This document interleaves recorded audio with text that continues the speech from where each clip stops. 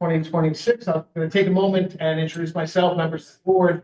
I'd like to take a moment and sort of tell everyone in the room, to the extent to which you may not have been to the Zoning Board of Appeals before, or if you have, I'll thank you in advance for your indulgence, but I always like to just sort of walk everyone through what to expect. Essentially tell you what we're going to tell you, then we tell you, then we'll tell you what we told you. That's essentially the flow. It's nice to know if you sit in the audience, and for anyone that's watching to the extent to which we still broadcast using this device called the OWL system.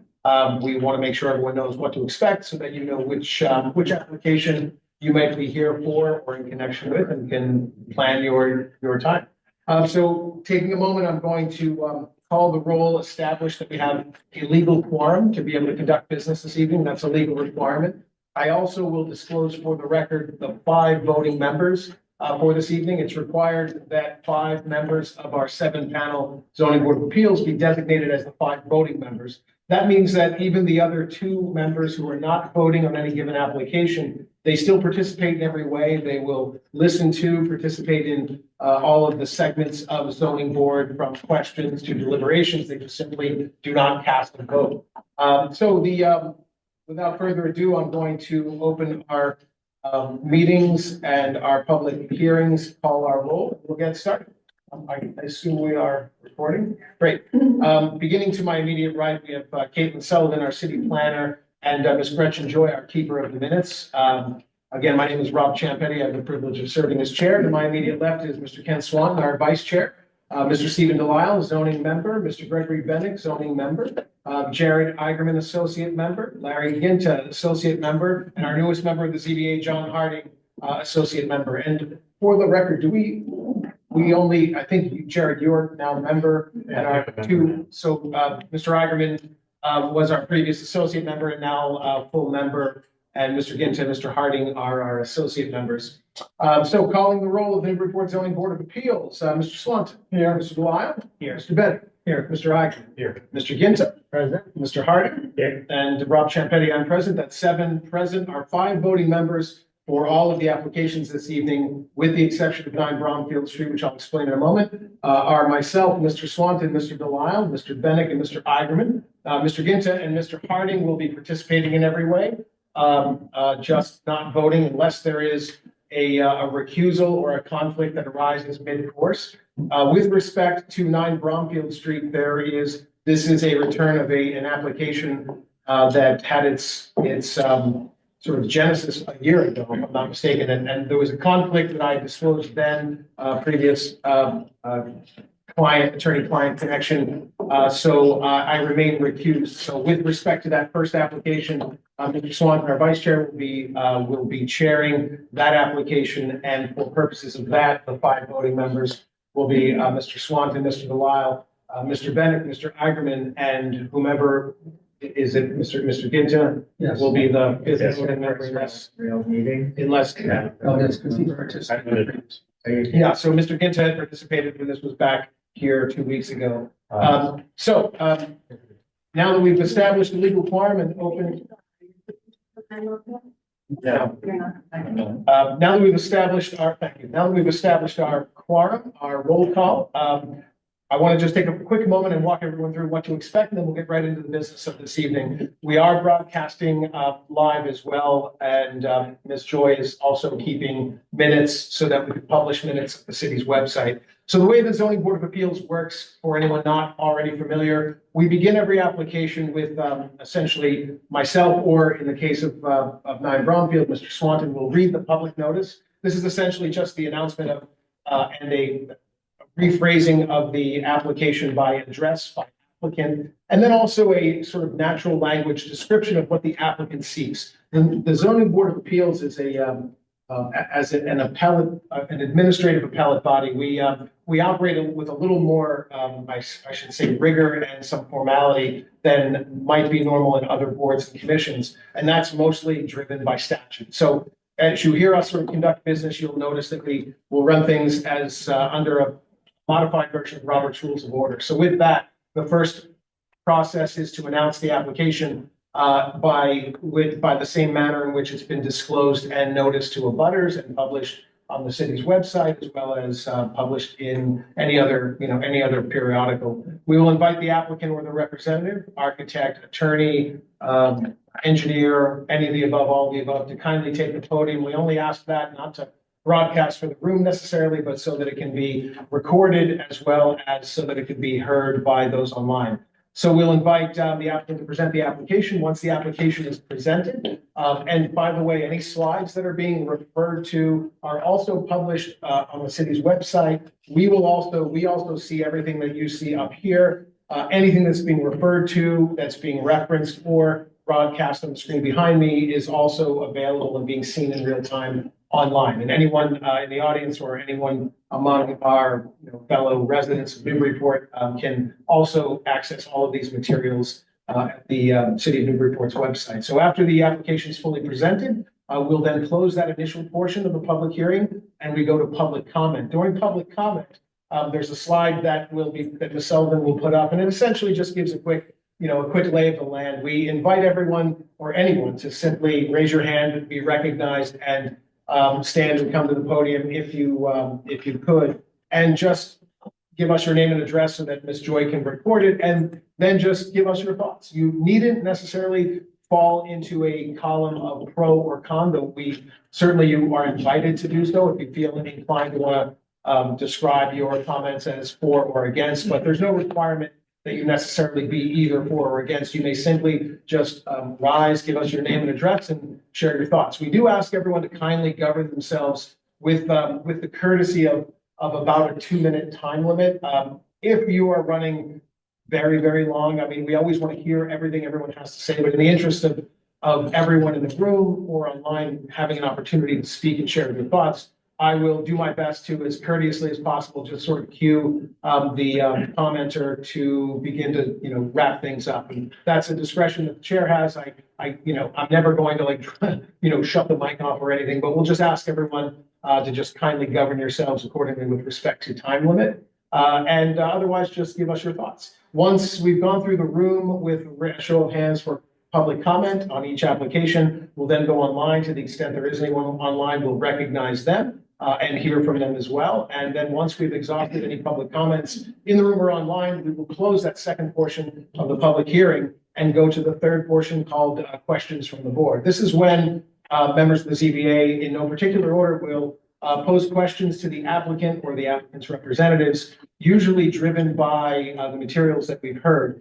I'll also just make this reference. To the extent to which you may wish to pose a public comment in the form of a question, we certainly invite you and welcome you to do that. Just please understand that the board members mean no discourtesy if you find that we are not able to directly address your question. If you frame your public comment in the form of a question, know that we mean no disrespect when we aren't able to answer that question. But rest assured, you will almost certainly hear some version of your public comment in the form of a question by one of the members of the ZBA, because we're all taking notes and listening intently, and often have many of the same questions that anyone else might have. So rest assured that that is recognized and heard, even if it isn't directly responded to. So after we go through questions from the board, we will then close that third portion of the public hearing and go to the fourth and final segment, which is deliberations. Deliberations are required to be sort of out loud and in full view. So of course, you just essentially, members of the community and the public who are listening or here, witness the deliberations of the board out loud as it's evolving in real time. The board will toil with the legal criteria, whether the applicant has met that standard, whether there are further questions or comments. You hear all of that evolve and unfold as it happens right here at the tables. Once we've gone through the deliberations, I'll close that final portion, at which point I will invite a motion by one of the members of the ZBA. The motion that I invite is always an invitation for a motion to approve. That doesn't necessarily mean that a member of the ZBA who makes that first motion to approve plans to approve the application or even support the application. Rather, it's just a procedural formality by which the motion is placed on the table for vote. So it's always in the affirmative, a motion to approve. It doesn't mean that member of the ZBA is planning to support that application, just simply the format. Once the motion is made and seconded, we will then call the roll and everyone will vote yes or no, yay or nay, In order for the application to be successful, 4 of the 5 voting members sitting up here must vote in the affirmative. 4 yeses means that the motion carries and the application is approved. So essentially, that is the involuntary lesson on what to expect. And I apologize, but also appreciate the indulgence of everyone. Just it's good to sort of say that out loud so everyone knows what to expect. So with that, we will open up our public hearings. And I'll begin with the application of 9 Bromfield Street. This is an application continued from 4/14/2026, special permit for nonconformities. And I will remove myself from the room and turn over the chair to Mr. Swanton. Thank you. I'll just read what this is about. This is the applicant at 9 Bromfield Street is asking for a special permit to remove an existing roof line and create a 3rd floor above the existing 2nd floor, extending upward the non-conforming front and side yard setback. So with that, the first thing is for the applicant, and I believe Attorney Duchesne will be doing the presentation. And we're actually getting a copy of the presentation. I do have a few extra copies if someone wants.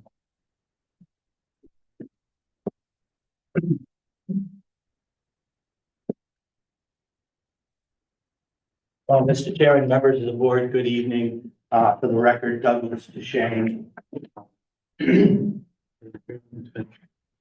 Douglas Duchesne from Finner and Nicholson, representing the homeowner, Ryan Johnson. And I know some of you may have met our architect, Lydia, in previous hearings. She is not with us this evening. And I do have to apologize on behalf of my client, Mr. Johnson.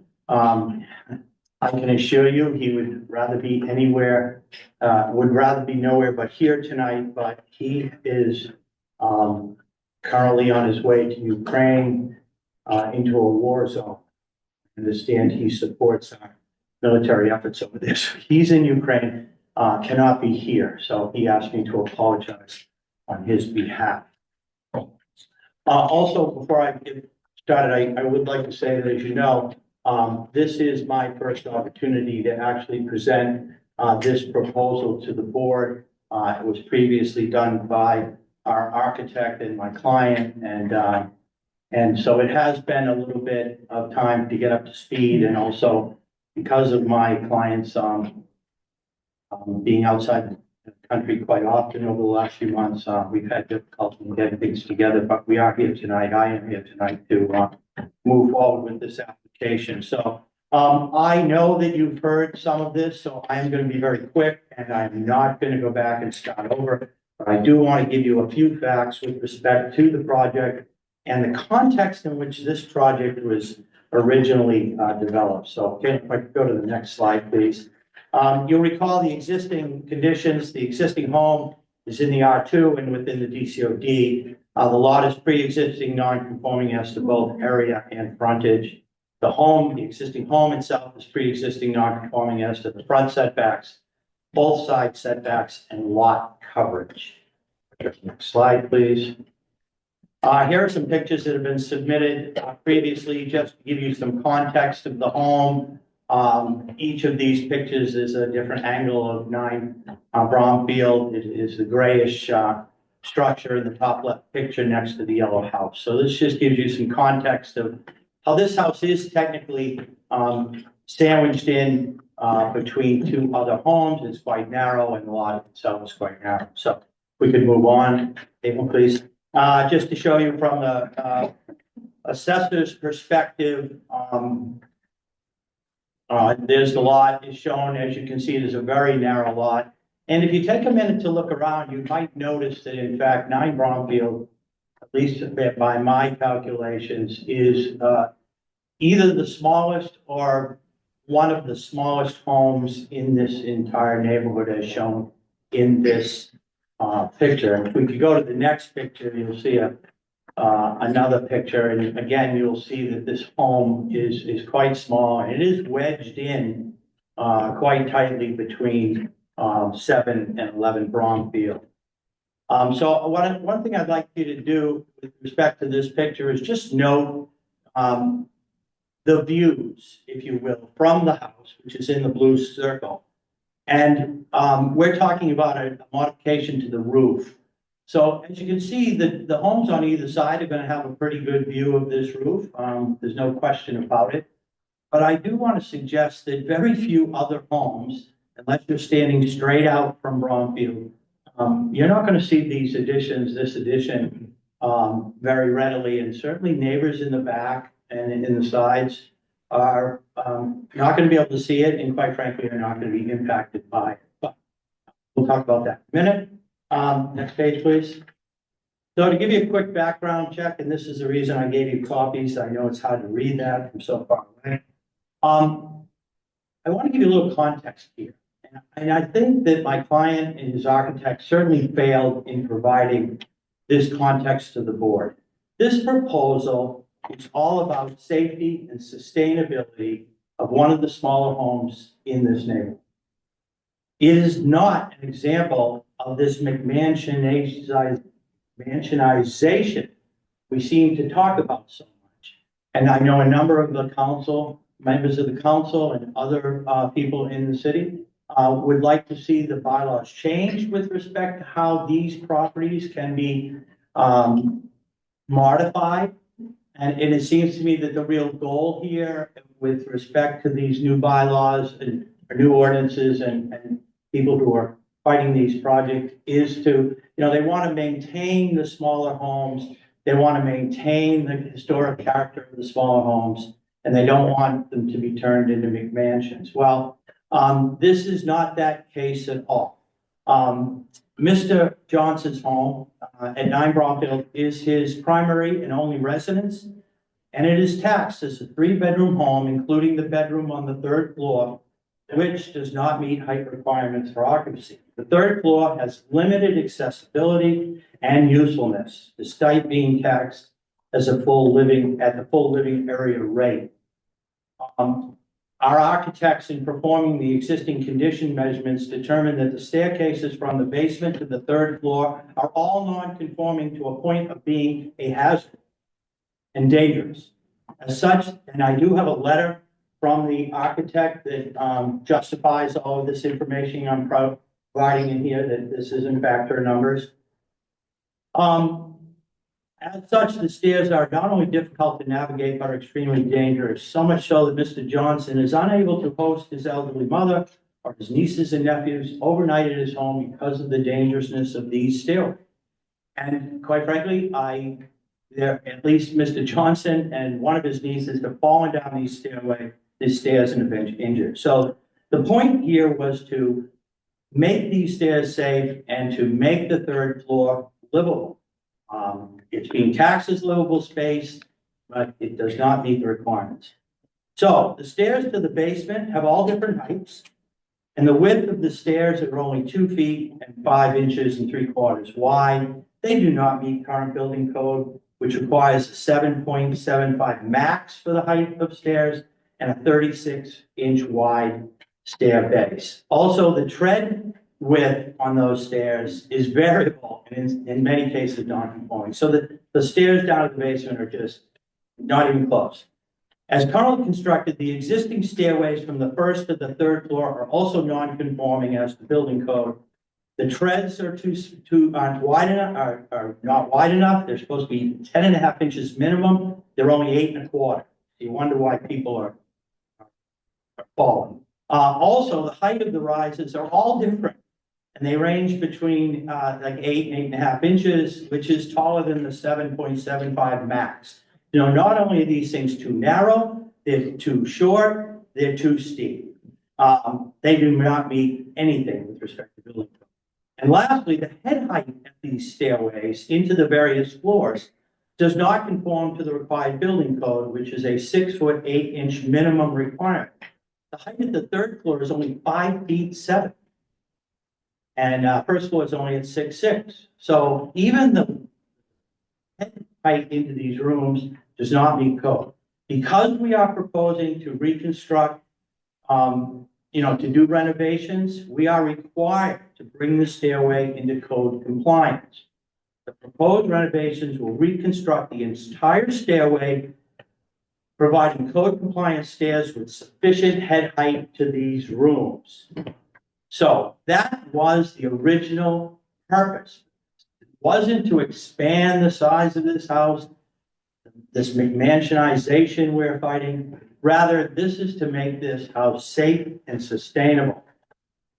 Next slide, please. The existing home has 1,278 square feet of living space as determined by our assessor. Determined by the architect, there is 133 square feet of living space at the 5-foot height on the 3rd floor. However, the assessor recognizes only 102 square feet up there as living space. As proposed, the 3rd floor living space, in order to meeting code requirements, would be 326 square feet. Therefore, the proposed project will increase the living area by 224 square feet. But we're going to lose 70 square feet of living space in expanding the stairways on the other floors. So at the end of the day, ladies and gentlemen, this proposal is to add a net gain of living space of 154. But the home will be safe, will meet building code, and it will make the home usable. This proposal does not add a 3rd floor to this home, which I think has been suggested. It's 2.5 stories now, and we're expanding the roof. So I don't think that's the addition of a 3rd floor, especially where we're already taxed as having 3rd floor bedroom. The original proposal to allow for the stairway reconstruction was to, you'll recall, was to raise the entire roof. However, that was not well received by the Historic Commission or this board. So the proposal was later designed to incorporate dormer characteristics to the vertical addition. And I know I read a lot about whether the dormer regulations applied, whether that's what we're applying for, and I think it was determined that they don't. Certainly the board is allowed to consider whether we're using the dormer regulations to address the massing and scaling. So my client did later redesign to incorporate that dormer characteristic. Based on those revised plans, the Newbury Historic Commission actually voted unanimously to not only lift the demo delay, but to also approve the design. So they've expressly approved the design, they lifted the demo delay, and then we came back to this board with that new design. However, as you are all aware, the new design brought varied comments, including concerns as to the impact to the neighborhood, which at the end of the day, that is the criteria by which the board is reviewing this proposal. So the zoning impacts of the proposal, the existing roof is to be modified to allow for the reconstruction of the stairwell to meet building and safety codes and to increase the volume of the 3rd floor by providing legal head height. We're not adding floor space, we're just adding legal head height to that room so that it's more usable. Proposed renovations will result in the following impacts. As I said earlier, addition of 100 square feet of living space. We're currently at 1,278 square feet. We're going to go up to 1,432, which I'd like to point out. I know in the proposed changes in the regulations that would impact these kinds of developments in the R2, the proposal was to say that you could have a floor ratio of 0.25 or 1,875 square feet, which is the larger of those two is what would be allowed. So I want to point out here that we're only going from 12 to 1,400 square feet. We're nowhere near the 1,850 that's been proposed as a limit on this kind of development. This does not increase the footprint of the development of the dwelling, nor will it increase the lot coverage. It does not create any new conformities, which, as we all know, is the first step to your criteria in determining whether this is allowable, and that is that it does not create any new nonconformities. We are not doing that. We will meet all other dimensional regulations, including height, and no changes are proposed to the lot. So even at the height proposed, which I believe is about 28 feet, we're going up about 3 feet, we're still 6 or 7 feet below the legal height allowed in this district, which for those of you that have gone up and down the street, you'll see many of the homes on this street are pushing that 35 feet, and there's probably a few that are over pre-existing non-conforming, but over that 35 feet. This is, again, one of the smallest and shortest homes in the neighborhood. So just to give you a quick picture, remind you of what has been proposed. In incorporating the dormer characteristics, I kind of pulled it away from the front edge of the building, pulled it away from the side of the roof, and actually pulled it farther away from the side of the roof at the front of the house, and then you can see it. The dormer, I'll refer to it, well, it's actually an upward addition, pops out where those three windows are, about 1.5 feet. And that's where the stairwell, that gives us the headroom and everything for the stairwell.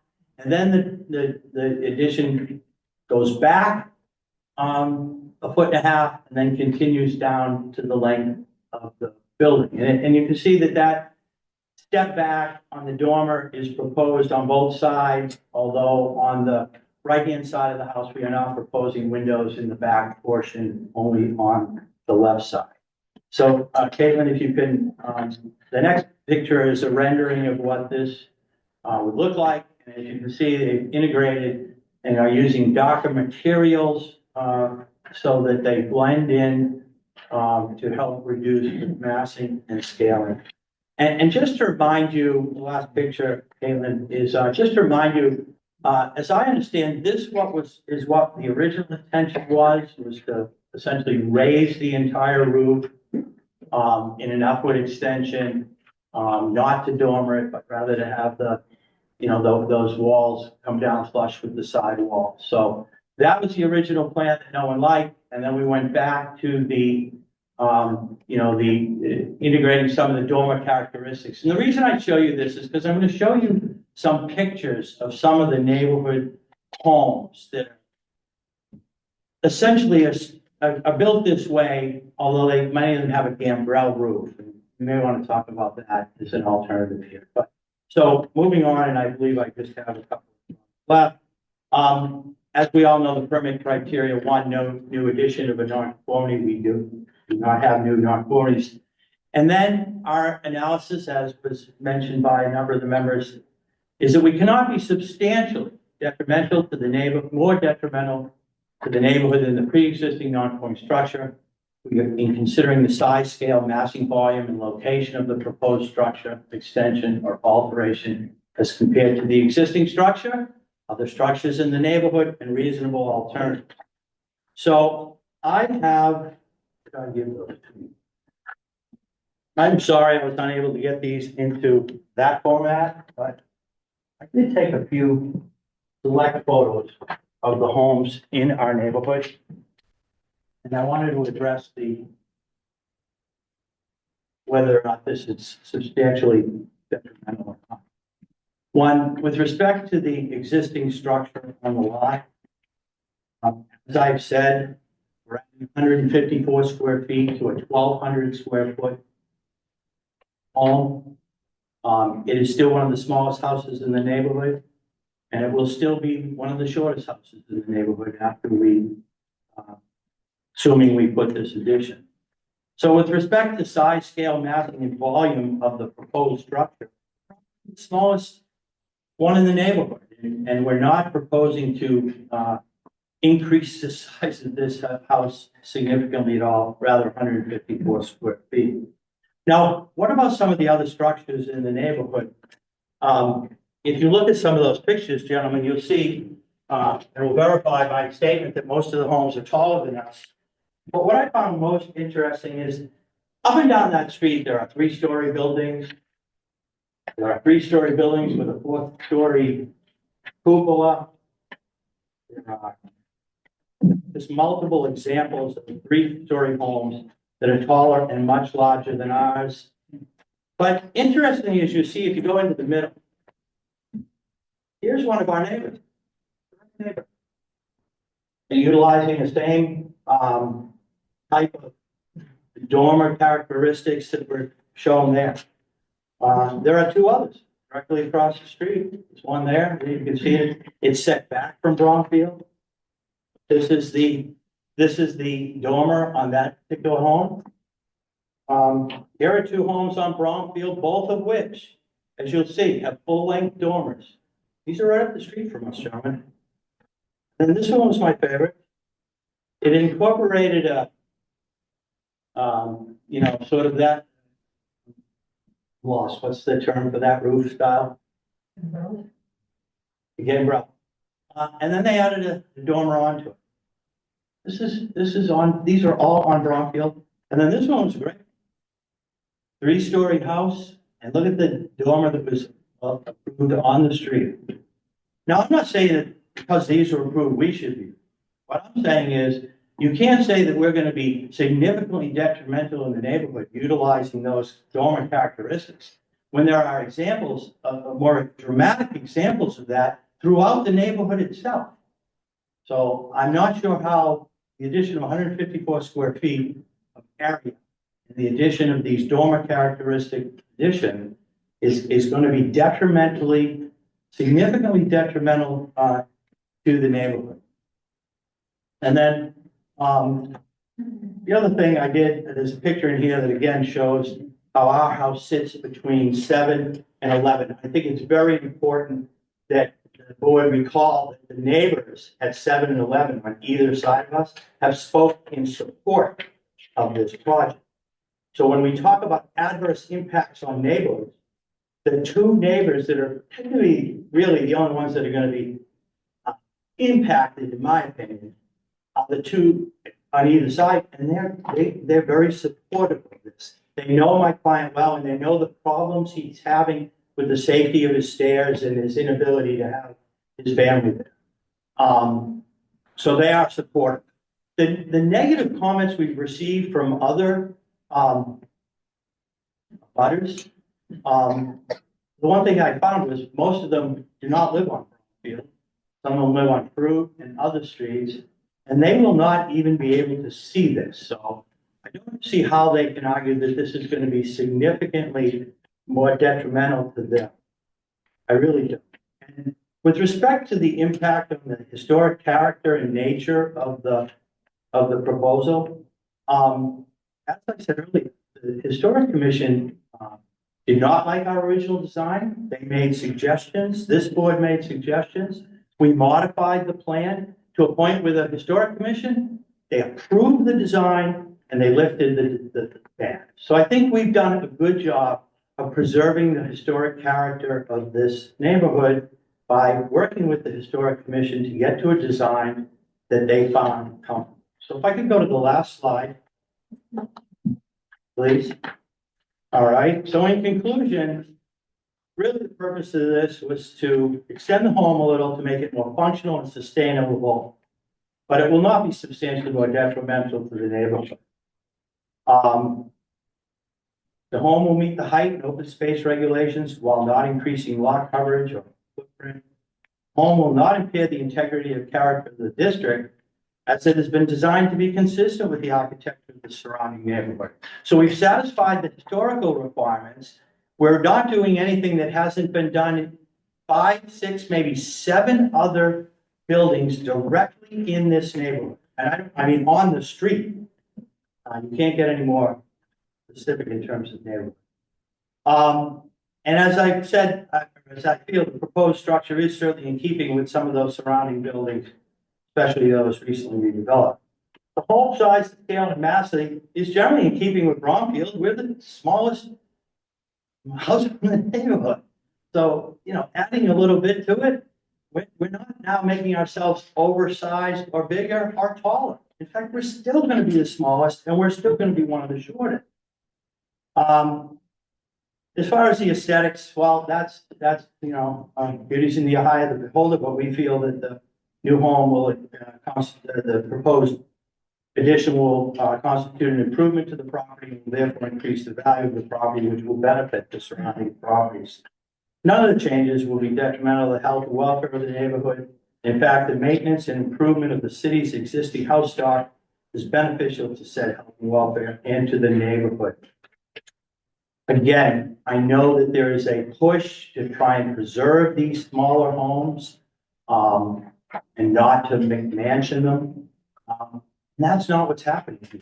My client is addressing a safety and code violation problem and making his house more usable. He's been taxed for having a third floor bedroom since the day he bought it, and yet there isn't sufficient headroom to meet occupancy requirements. So he's looking for an opportunity to make those changes. Now, I know the board was not entirely accepting of the last designs that we did, but I have talked with our architect and he said, you know, what are the options? And she said, well, we do need to make the headroom, we have to go up to make headroom for the stairway, need to make space for the stairway, and, you know, we want to make that third floor usable. And in the reality, in adding this onto this home, it's not going to make it a McMansion. It's going to keep it in the same price range that it is now. We're only adding 154 feet, but we're going to be able to make a house that now meets code and satisfies safety requirements. So we're not making this a big home. We're making it safe, meet code, and available for the next family that needs a small 3-family home in Newburyport. Not that my client is looking to sell. In fact, he wants to make these changes so that it can be his version. So, gentlemen, I do want to discuss with you your concerns over how you feel this will be detrimental to the neighborhood, because I feel, you know, strongly that it will not be. But I also wanted you to consider that if you cannot find, you know, make the required findings to allow this to happen, you know, my client has spent a considerable amount of money redesigning this home. It costs a lot of money to do it once and then do it a second time. And, you know, the thoughts of doing it a full third time are attractive, but he is willing to do what it takes. But the only kind of change we could make that would allow us to increase put the stairways in and to get the head height for the third floor would be to, you can ignore this part, but go back to a full upward extension where we raise the walls, but we put that down. So we would be just lifting the roof like this. There wouldn't be a dormer. We wouldn't need dormers if we were able to do an upward extension like we proposed earlier, but instead of going up, we go up and in. So, you know, this style would. But before we get there, I would really like to answer any questions you have as to why this is going to be detrimental. I think you know how the process works. You made your presentation. Yes. You're not here from the public. Well, thank you. Now is the time anybody in the room who might like to make a comment on this, could come to the podium and ask questions, speak in favor, speak against, whatever. If anybody has any interest in this one, raise your hand. Okay. You come up and state your name and address so you can capture it for the record. My name is Stephen Roach, and my wife lives in here and asked to speak on her behalf. People name. And we're owners of 7 Brownfield, which are direct funded to Mr. Johnson. In fact, we share driveway in this subject. But we both want to voice our full and support all of Okay, thank you very much. Anybody else? Yes. At Burnell, 13R Brownfield, so we're here right behind Ryan, and we're in full support. Okay. It would be great for the neighborhood, be good for him, be good for the community, be a great asset to the community. And I actually would hate to see him start looking elsewhere.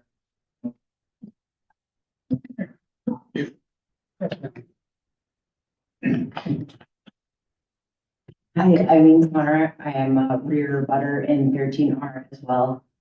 Share the with Bruno. I want to enthusiastically endorse this project. I'm really appreciative of Mr. Johnson's conscientious communication with all of us in our neighborhood, explaining this project. giving us feedback and just being respectful in general and neighborly of this addition to his home, both aesthetically and, you know, impact in our neighborhood is a net positive. And at 13R, we actually do have we will have a view of the roof line here. And given that, he's done a really wonderful job of addressing all concerns, and I am an enthusiastic supporter. Thank you. Sorry, yes. Mark Sheehan, 42 Ferry, lived on Brookfield for 4 years, actually in Brookfield. It's often still, and I believe it's not a detriment. Thank you. Thank you. Anyone else? All right, this application started last year before we went to only taking comments from within the room. So we now see if there's anybody online out there. There is no one anyway. So you're all here tonight. Thank you. It's much better to have people here in person. Okay, with that, we close public comment. And now we go to questions from who here on the board would like to begin? Attorney Duchesne, Yes. I can't find in the file the letter. Is it in there? I can't see it.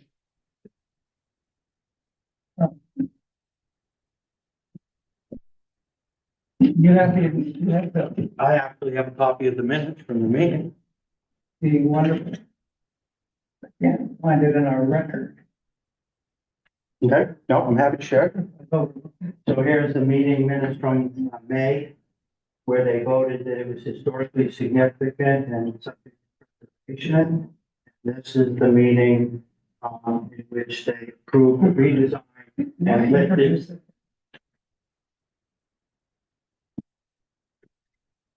Mr. Bennett, so this was not, there would not be a historical report. Okay. It was just a demo delay application. Okay,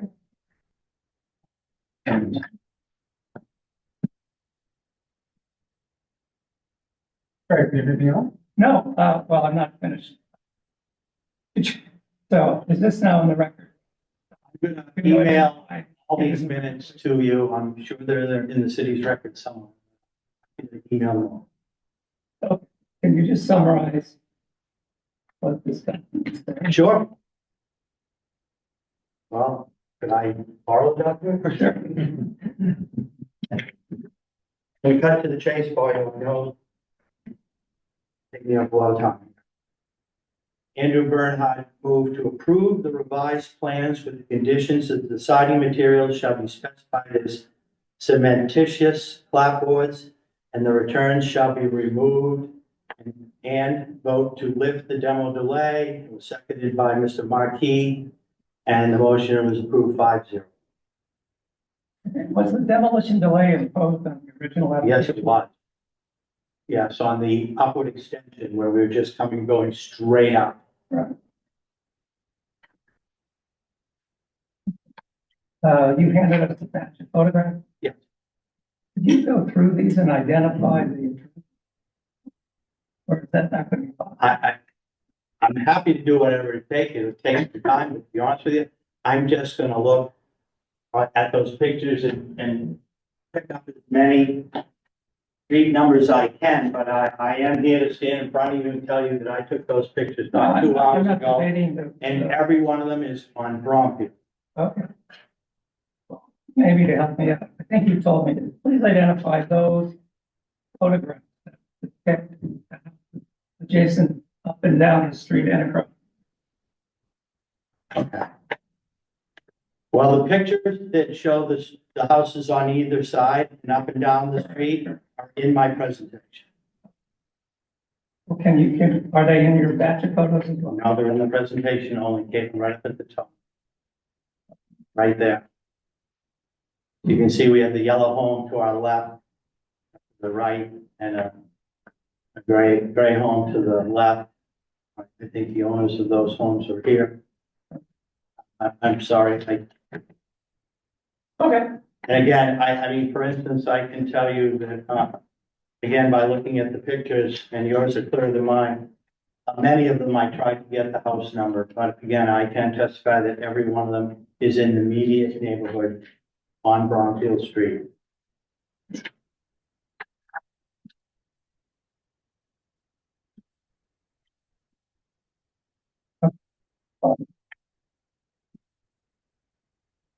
That's all. Thank you, Mr. Bennett. Who would like to go next? Larry?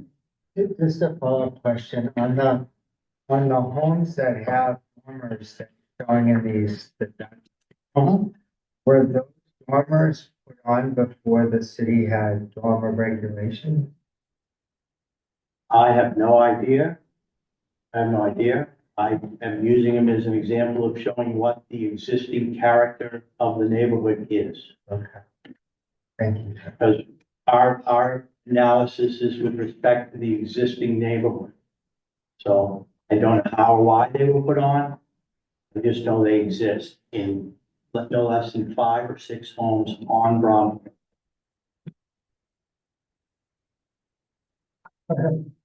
Will both these dormers be visible from the street? Well, if you're standing straight onto the home, you'll see the edges of them, yes. And if you move to the side, at least until your view is blocked by the yellow house, like if you look up there.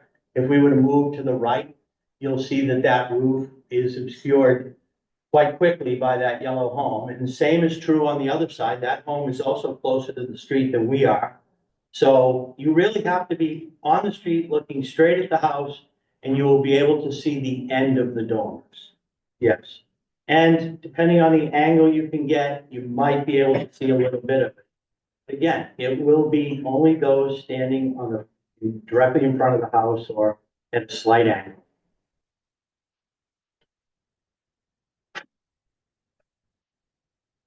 Thank you, sir. Okay, John? Can you tell me if the applicant or their architect ever looked at expanding the kitchen?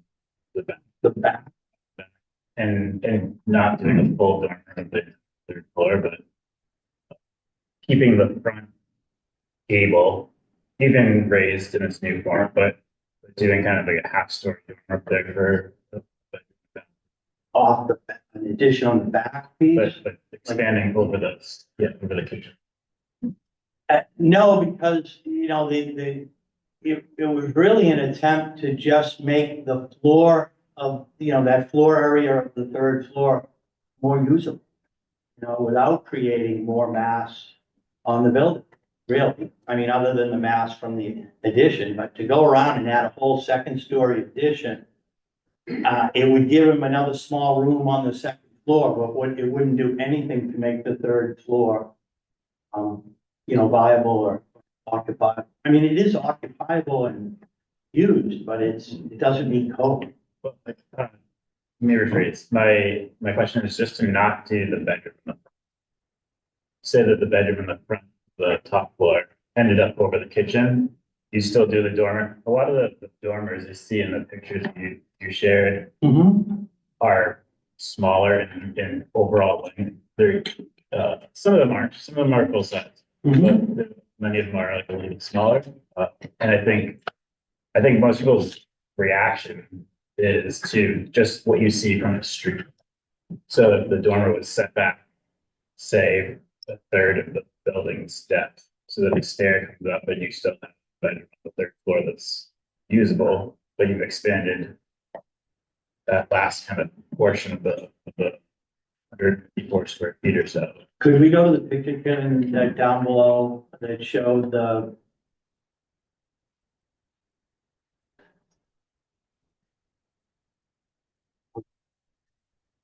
I'm sorry, that picture.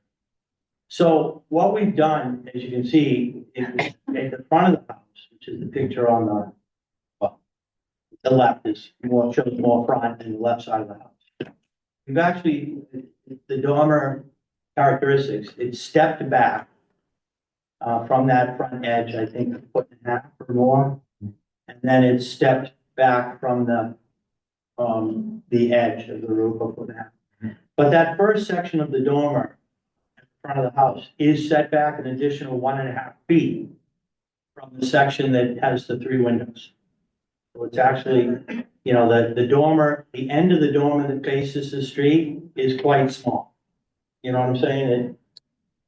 It's a 1.5 feet shorter than the actual width of the dormer when you get to the middle. So in some ways, they've done that. But without at least putting that much to the front, that whole front of the 3rd floor is unusable. Unusable.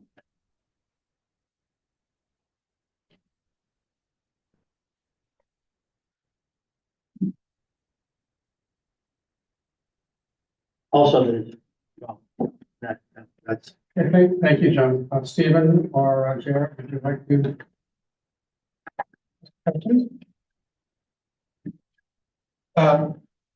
Yeah, just,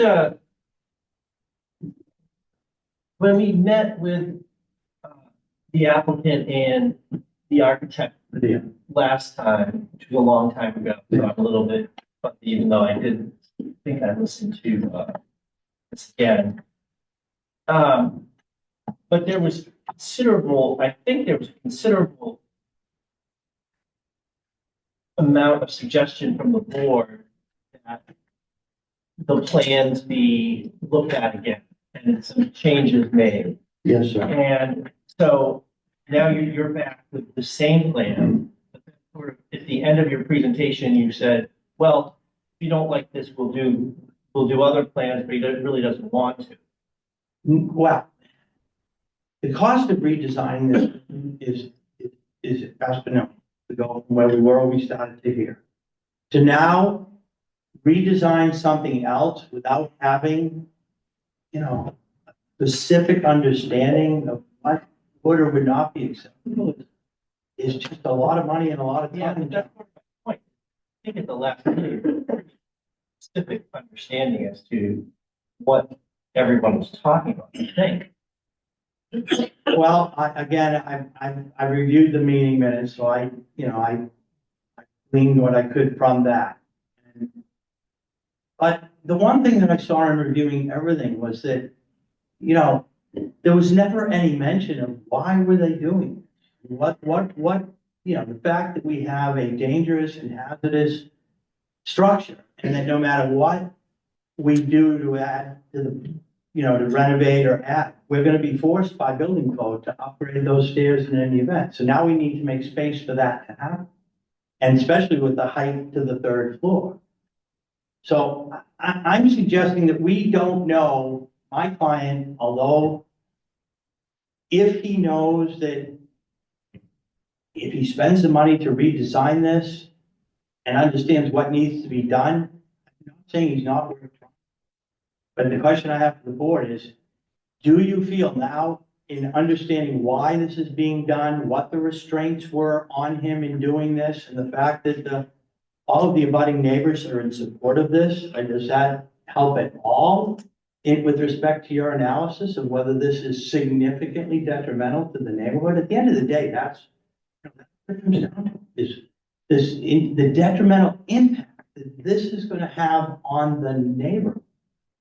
And I, with all due respect, I can't agree that it will have a detrimental impact on the historical character of the neighborhood in light of the fact that the Historic Commission pushed us to this design and then accepted it and lifted the design demolition delay. So I don't really believe it can be said that we're being significantly detrimental to the historic neighborhood. So now you look at, well, massing, scaling, and impacts. The only 2 neighbors that are going to have any physical, impact, maybe a little light, are the 2 neighbors on either side and in the rear, and they've all said that they think it's a great idea and it's going to be a benefit. That's a far cry from significantly detrimental. Right, so, okay, so how do you get over the hurdle when you compare it to the existing structure, as you talk about scale and massing? You compare what you're proposing and that height and the dormers, or they're not really dormers, right? The issue that they're not dormers, they're just extensions. I'll put extension. Right.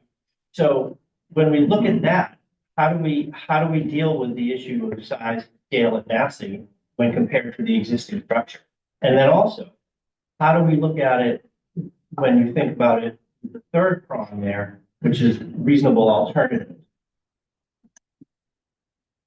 Well, I mean, as far as the first consideration, or the first of the two that you mentioned, which would be considering the size, scale, massing, and location of the structure as it relates to the other structures. No, to the existing structure. Right. It's not substantially detrimental to the neighborhood, more not substantially detrimental to the neighborhood than the pre-existing non-conforming structure. Considering size, scale, mass, and volume and location of the proposed structure or extension as it compares to other structures and lots in the neighborhood. No, you're So- not answering. Well, first of all, I don't think we are dramatically increasing the size. No, you've talked about it. Can you answer the question that I'm asking, right? Which is the other prong, as it compares to the existing structure.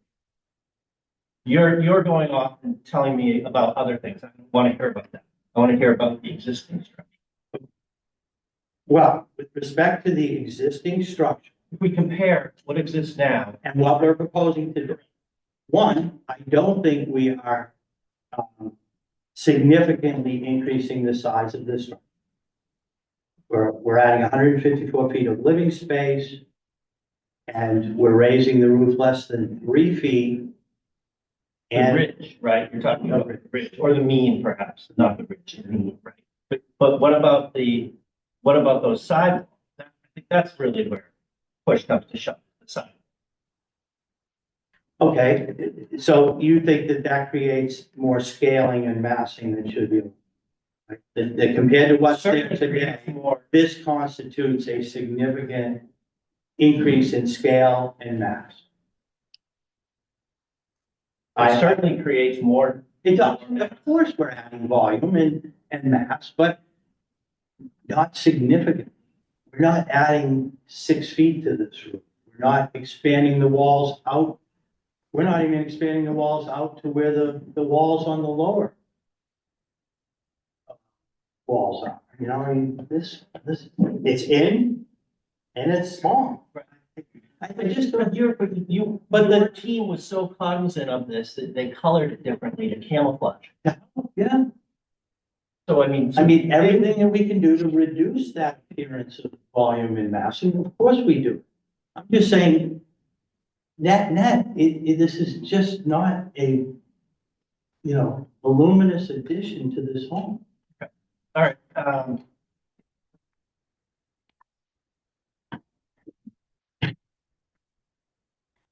yeah, I'm good, thank you. Okay, thank you, Mr. Delisle. Mr. Arterman, do you have anything? Yeah, I don't either, I think. My questions were asked in the 2 long hearings we had last summer. So we'll close questions from the board and we'll move to deliberation. For this thing to pass, it requires to pass our 2-prong test. So please, who's ever starting the deliberations, consider that. Who would like to begin? Well, I'd like to begin just because it's such a long record and the attorney is new. And there's some misunderstandings, I think, of what was said. I'm going to go over that. First hearing we had on this, I believe, was July 8th.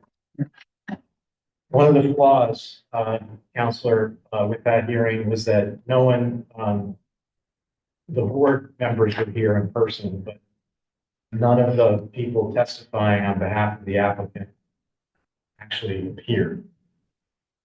And I think, that definitely was a hindrance to communication.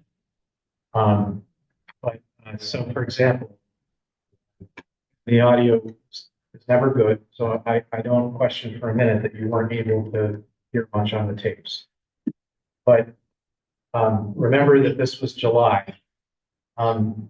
Mansionization actually never came up.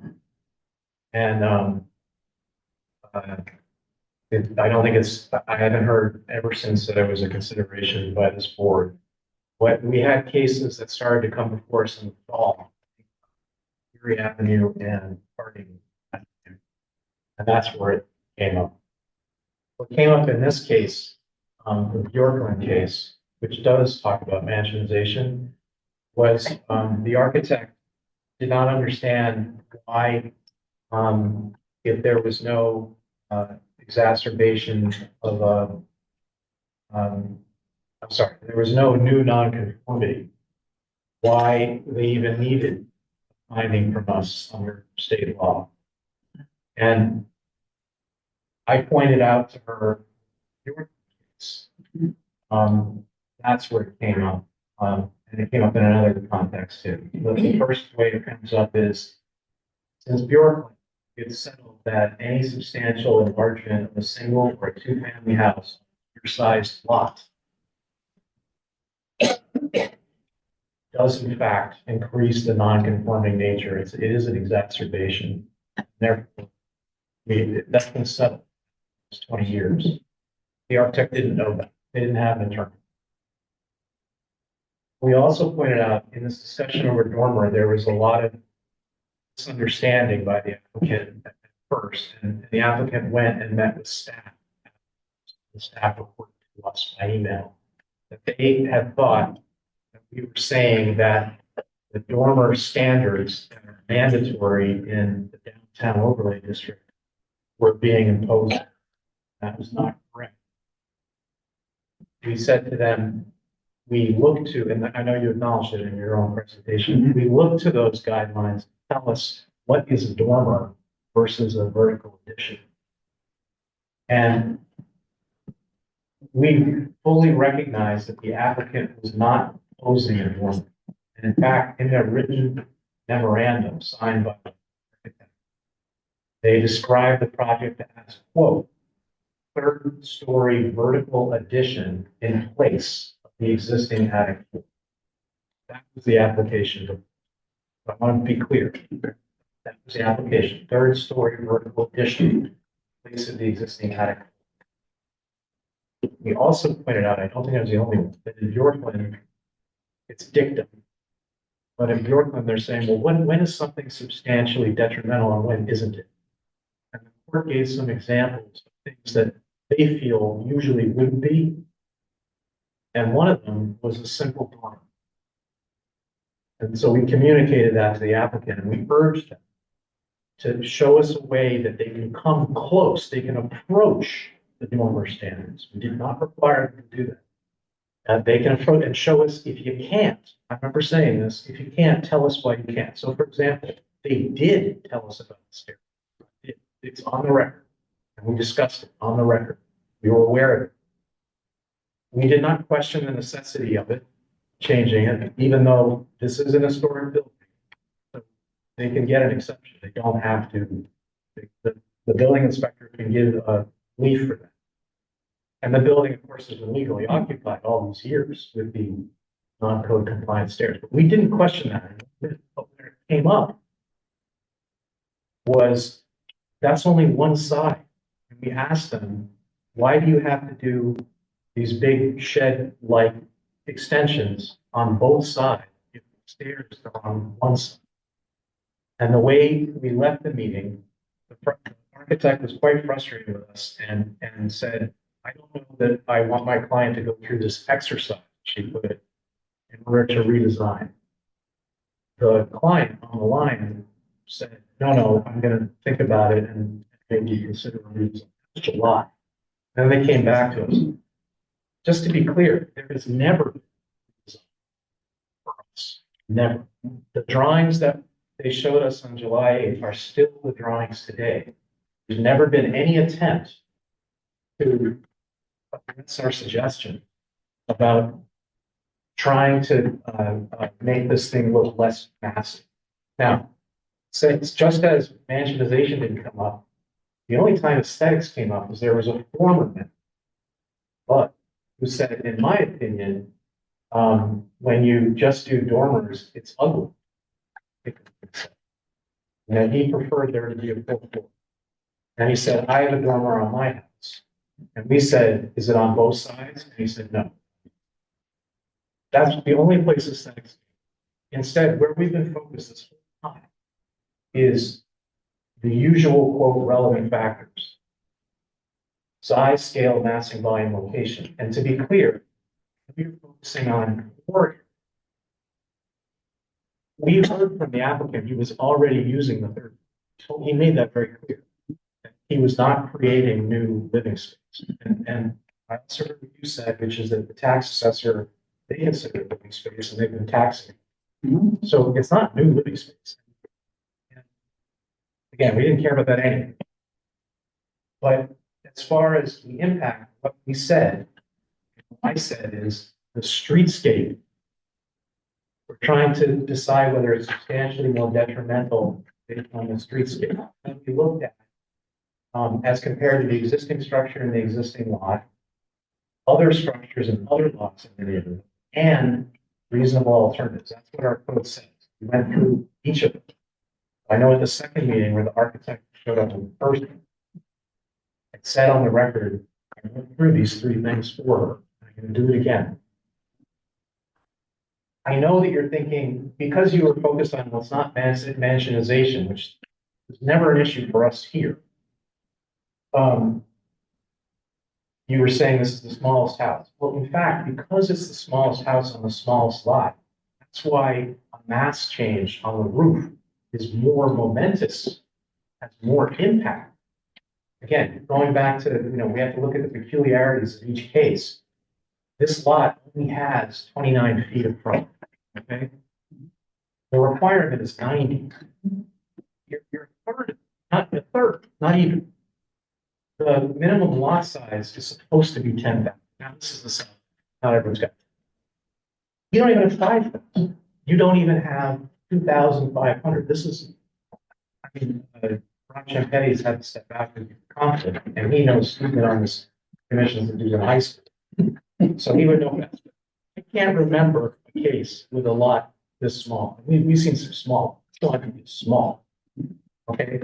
So also the setbacks. Not only do you not have 10 feet from the people on either side of it, you don't have 5 feet. It's under 5 feet. It's like we related all that to the applicant and we led to them, why don't you try designing something now first? Something they never did. And then we've been told a couple times now since you came on, they're just going to hold with what they have. They want to go for what they have. I'll comment. I still think it's substantially more detrimental. This design, there's nothing inherently wrong with trying to accommodate a bigger stair. There's been no effort by the designer to figure out a way to make this less impactful. No question in my mind, knowing the street. Again, the particular end of the street. I go down there and park my car, I walk around, look at the buildings across the street on either side. Yes, of course, we recognize when an abutter is not agreed. They say we support it because we know they're not going to sue if we approve it. We got it. But our duty is to look at the context. And the context in the neighborhood are everybody's got a gable roof on that end of the street.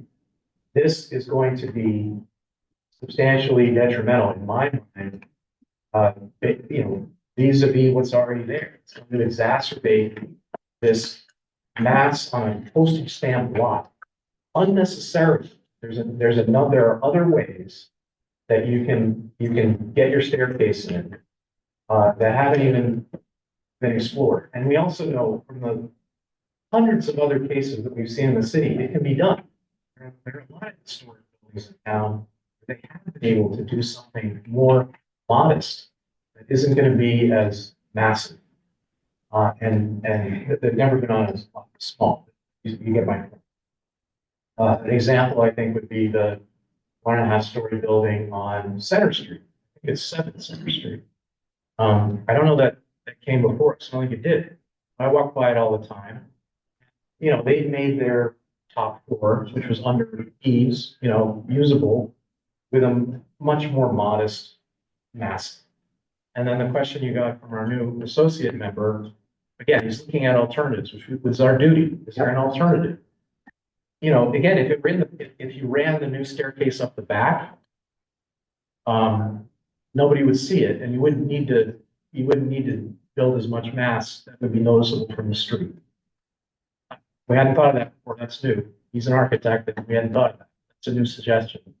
And the only people that would even see that would be the abutters in the back who are fine with that. Right? You wouldn't see anything. So I just want to make clear that we did know what the goals were, which is to get the staircase. We did know that it was existing living space. We're not trying to deny the use of this space. I don't think it is being denied now, but and no one begrudges the owner from increasing the value of this. No one. It did not at all. He can sell it for a gazillion dollars. It's none of our business. But that's what we were looking at. And I'm still, because you haven't changed the design that we saw in July, I can't make the finding that it's not substantially detrimental. I still believe it is. I can't support it. Okay, thank you, Mr. Ackerman. Who next would like to deliberate here on the board? Anybody? Yes, Mr. Lee.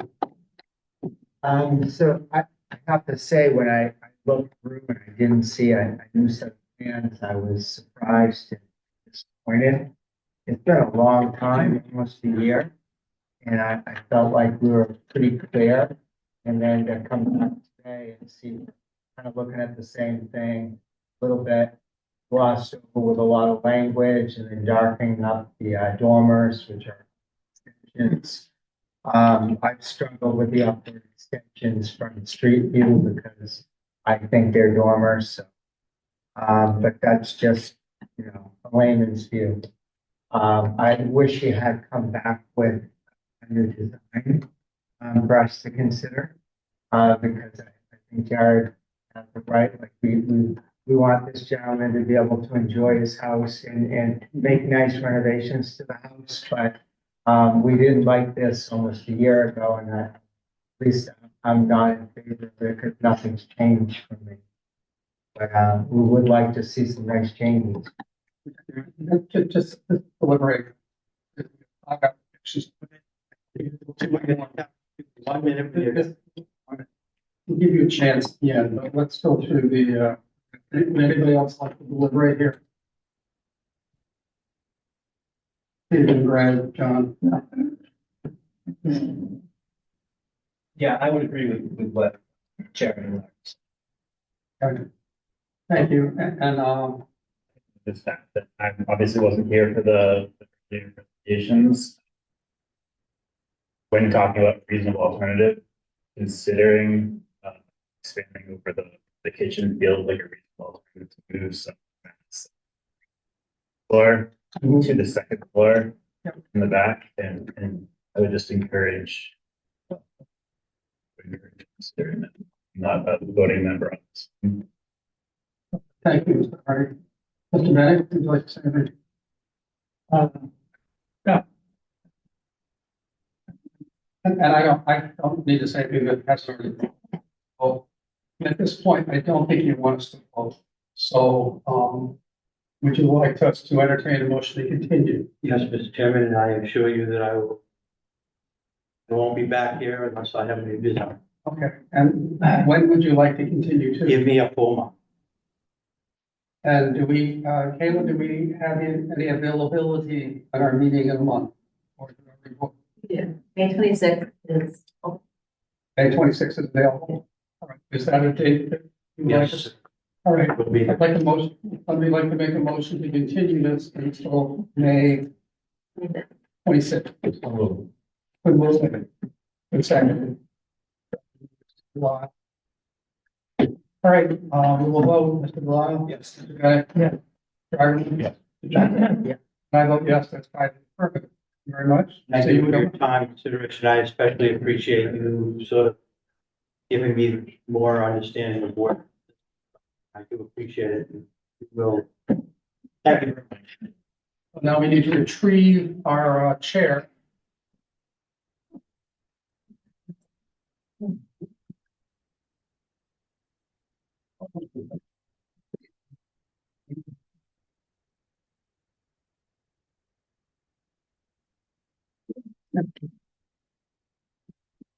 Okay, Picking up on our next public hearing, we have the application of Jason Field, care of Lisa Mead, Talleyrand and Costa. This is the application for 180 High Street. It's a continuation from March 24th, 2026. This is an application for a variance to construct a pool within the front yard Winter Street setback. May we hear from the applicant? Thank you, Mr. Chair and members of the board. Lisa Mead, Talleyrand Costa, 30 Green Street. For the record, and with me this evening is Jason and Jody Field, who are sitting in the back. Sonia Champion, who is the landscape architect for this project, as well as Everett Chandler, who is the surveyor on the project. Jason and Jody are proposing, they own the property at 180 High Street, if you go on, please, which is on the corner of High and Winter Street. It is in the R3 zoning district, and the property is pre-existing non-conforming secondary front setback. Secondary front setback is High Street because of the change in the law regarding corner lots. Primary front yard setback is, the High Street setback is 18.5 feet where 20 feet is required. And the rear setback is 9.4 where 20 feet is required. That rear setback is opposite Winter Street, which is the primary front yard setback. The lot and the home have existed before the change and was imposed upon the corner lots, the burden of carrying 2 front yards. Important and clearly the front yard of this home, practically speaking, hang on, Caitlin, you're like, wait. Practically speaking, the front yard of this home, as you all recognize, is High Street, notwithstanding the corner lot requirements, naming Winter Street as the primary. So many of you will recognize this. So this is on the rail trail side of High Street looking east. And that's the home next slide. And those front of the home, take note of the large beech tree on the right hand side. Next slide, please. There's the beech tree in the summer. Next slide. And here is the Winter Street side, primary front yard, if you will. Next slide, please. And then that step back a little bit, but you can see it's a good perspective of the size of that tree on Winter Street. Next slide, please. And this is just a little bit further down High Street looking west. Next slide, please. And this is the tree in bloom, again looking northwest. Next slide. So the proposal is to construct an in-ground swimming pool to be located 6 feet 2 inches from the front yard setback. The 20 feet is required. Again, that's Winter Street in this instance. Next slide. So in accordance with section 6F10 of the zoning ordinance, in-ground swimming pools may not be located in the front yard setback unless the front yard setback would be 20 feet in this instance. The pool, as I said, is located 6.2 feet from the primary front yard setback on Winter Street, and therefore variance is required. So just to do an overview, you see the proposed location of the pool at the back. That's the blue. High Street is at the bottom of the screen of the slide, and then Winter Street is on the right-hand side. So the proposal is to build that pool towards the back, away from the tree at the front of, and then it will have walls and fences around it, as well as vegetation in that back area to help with the landscape appearance of it. And just to give you an idea of that, Sonia did a sketch. If you go to the next slide, please. So the idea is they'll have a small rock wall along the bottom of the street up there, an extension of where the fence currently exists. The fence is a 4-foot fence. You can see where it kind of meets up at the top. So this is a lower wall. And then there'll be a tier up where there is landscaping, and then a tier up where there is the fence at the back. And if you could just go to the next slide, I'm going to give you 2 samples of this. Just many of you have probably driven up Kent Street, taken right on High Street, and this has a similar situation. So you see the vegetation along the sidewalk, and it tiers up then, and then there's more vegetation, and it tiers up again where you have the fence.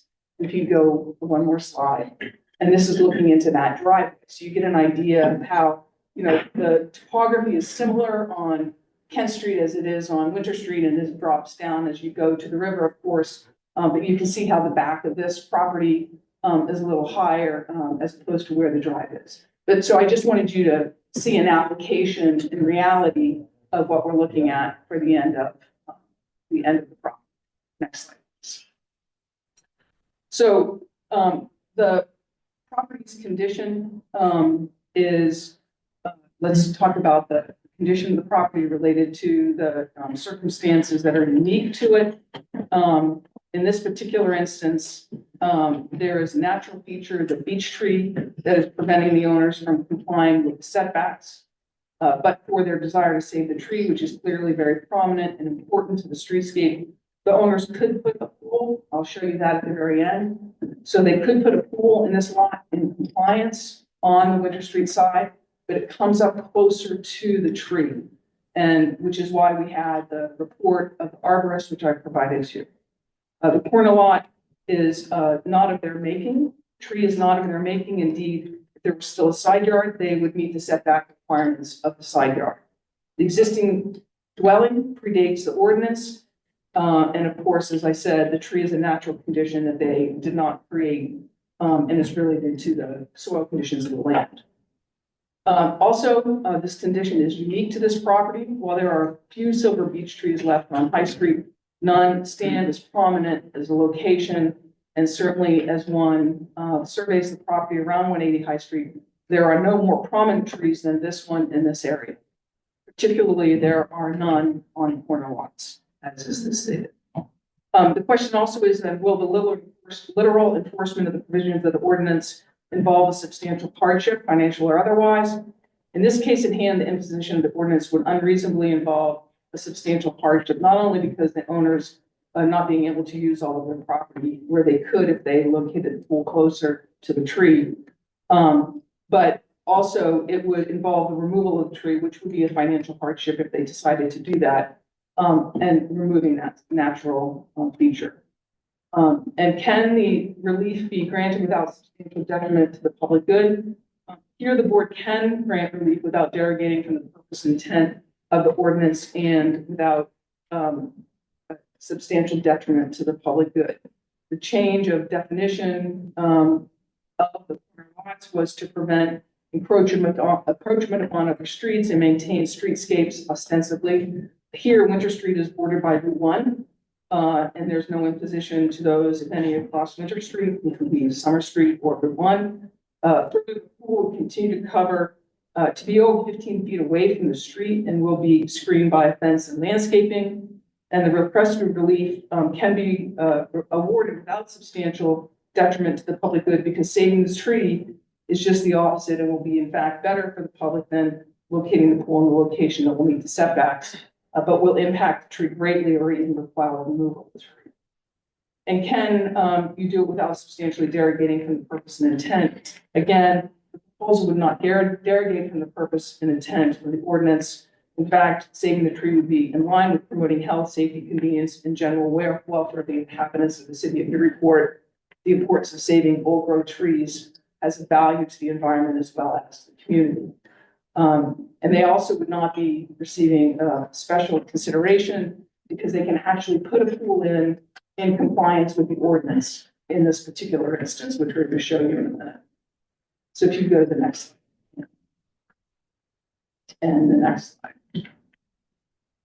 Okay. So the other, I also talked about the unique conditions. If you could go on to the next slide, please. And again, as I noted, it wouldn't be specific relief as I went through the criteria before for the ordinance in section 10. Next slide, please.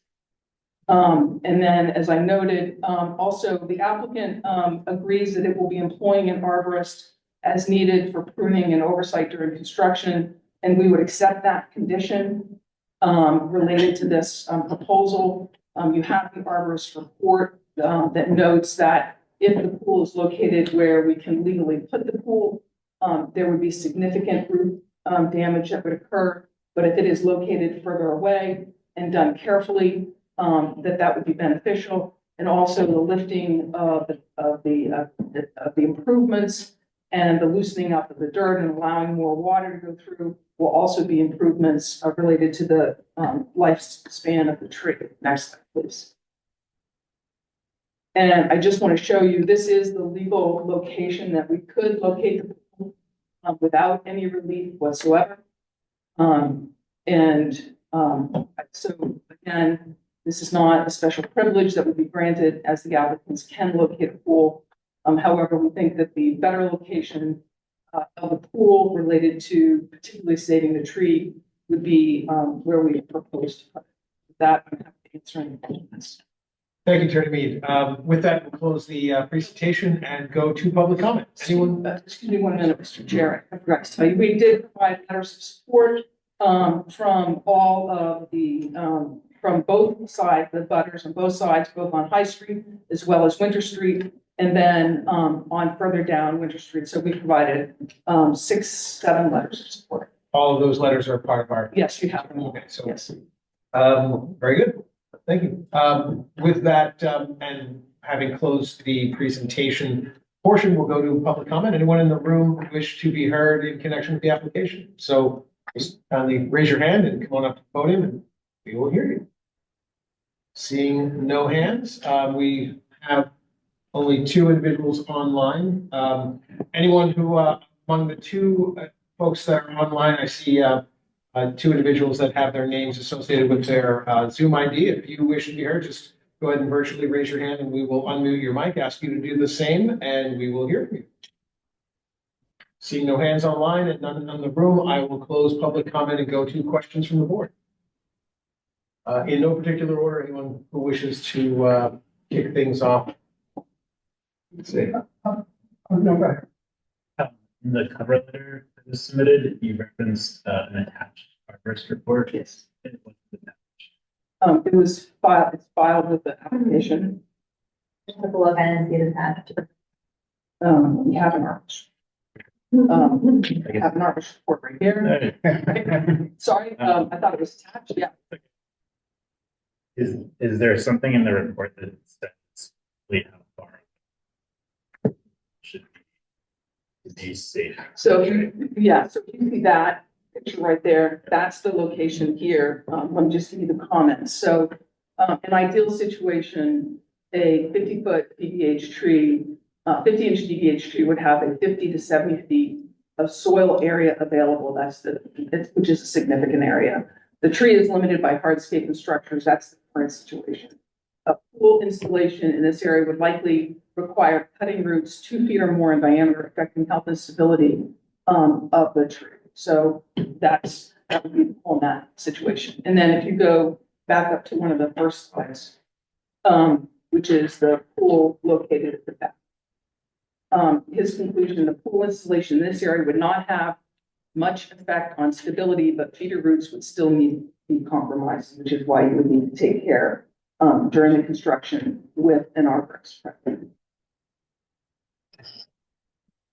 And my other question is, was there consideration for making? Well, it's actually not a huge pool to begin. Do you have the size of it?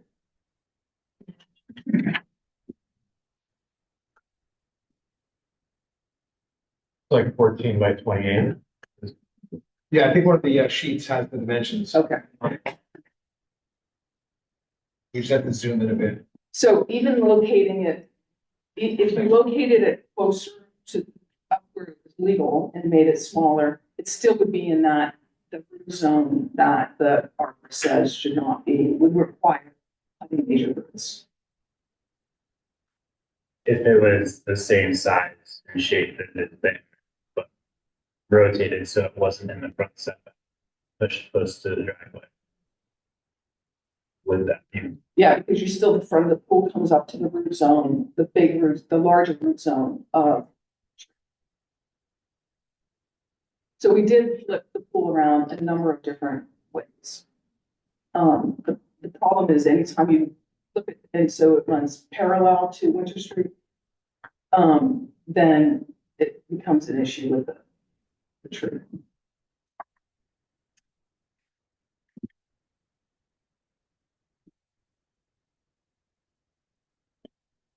Anything further? Mr. Swan? Yeah, I mean, I follow on to Mr. Hardy's.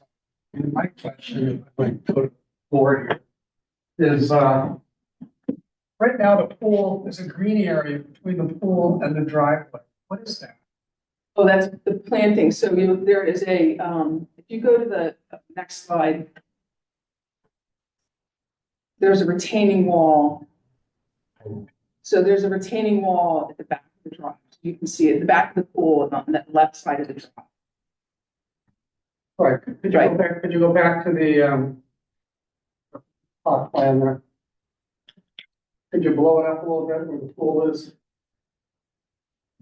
What I don't understand is if the pool was closer to the driveway, it'd be further from the roots. Quite get it. And I also, this question, I thought was an excellent one. If you rotated the pool, so it went up and down, this area right here, which is the closest to the tree, I realize you'd be replacing it with some over here, but it's not clear to me that that pool is in the best place to protect the tree. And my other concern is you're only 6 feet, 2 inches from the sidewalk. I mean, I am aware of a pool in that neighborhood, maybe 2 blocks to the east on Market Street. But that pool is set back 20 feet from the sidewalk, not 6 feet. So the other benefit of rotating it and sliding it back would also be get it off the sidewalk. I mean, I have sympathy for you're on a corner lot and a pool. You gotta put a pool somewhere if you want to have a pool. And I also applaud your trying to save that really incredible tree. But it's not clear to me that I don't quite understand why you didn't consider getting it closer to the driveway and rotating it. So I think there's a,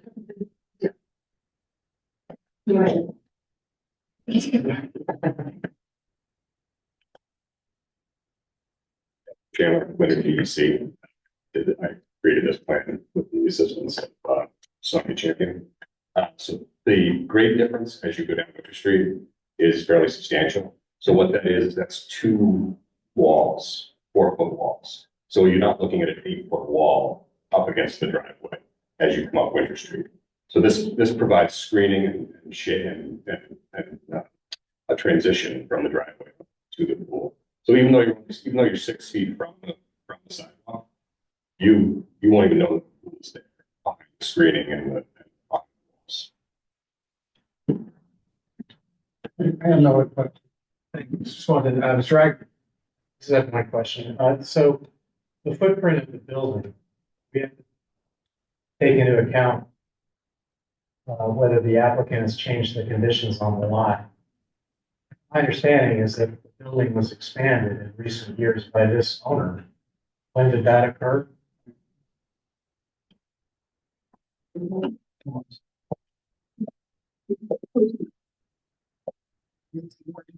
yeah, there was an existing porch that was closed. But the exterior wall is now nearest to the proposed pool. How long has that wall been standing?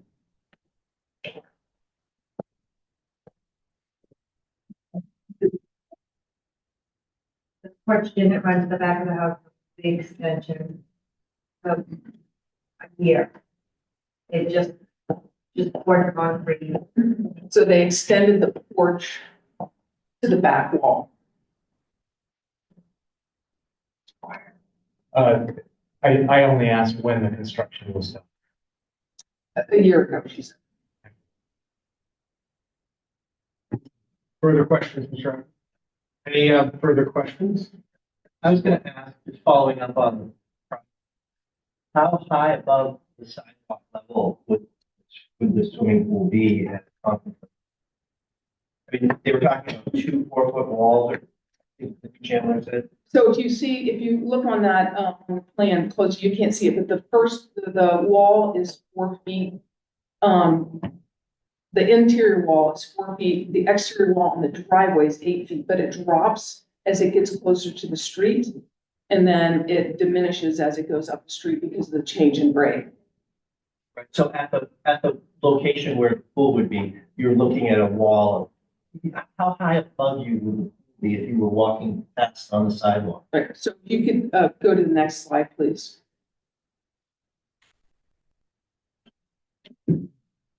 So that first wall, the rocks, if you will. Right. No, I know. So it's gonna Somebody be- wants to know the actual elevation. Oh, so at the top of the fence or No, just the top of the grade where the pool deck will be. Or So it's 8 feet. side, 8 feet? Oh.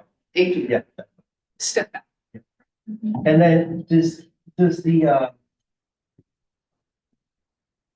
in the ordinance, does 6J, does that have any effect on this project? I mean, so, 6J, you're talking about the dimensional. Yeah, The fences on the corners.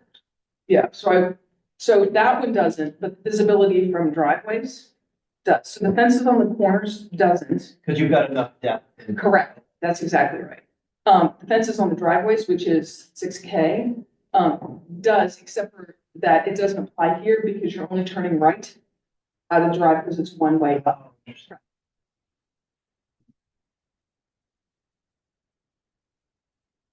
Okay, thank you. Yes, well, Further question? Anyone? I just have something that there's a large proposed pool patio. Is that permeable? so it's yes, the answer is yes, it's permeable and it's, pursuant to the recommendations of the arborist. The way it's built allows for water to go down and air to be in so that the roots actually would be in better shape than. I was actually surprised it was so healthy because of the packing and the location of the street. Is there, any further questions? Just sort of separate question from the arborist report. Is there a approximate age on the tree? It's just out of curiosity. Yeah, I know.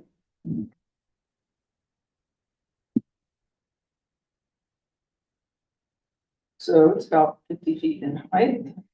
And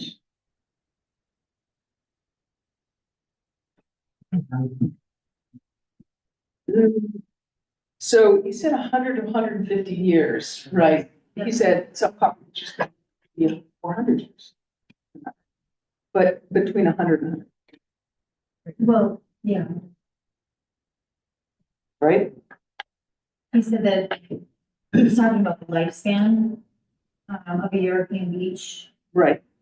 It could be in the range of 100 to 150, but it maybe is. So I know that there are, in the early 1800s, just so you know, there were a number of these covered beaches planted around the city. We had one in the back of the office. There's this one on High Street. There was one on High Street at the above, on Federal Street that had to be taken down. Hands. That one, and then there's further down on High Street, above, up from Johnson Street, in the graveyard in the back, there's one, and there's one in front of, next to the Tinge. So they were all brought over, issued, not brought over, but planted or around the early 1800s, as far as we know. Excellent. Thank you. Any other questions? Okay, seeing no further questions, I'll close that portion and we'll go into deliberations. And again, we're deliberating the criteria for a variance. So perhaps whoever leads off in the deliberations, if we can just sort of restate the criteria for the record and for the audience. And yeah. Who wishes to kick things off? Well, Ken already did his opinion. I'll go next. I mean, I also, of course, sympathize with trying to save those beech tree. The record, there's a beech tree in the shared backyard of the condominium I live in.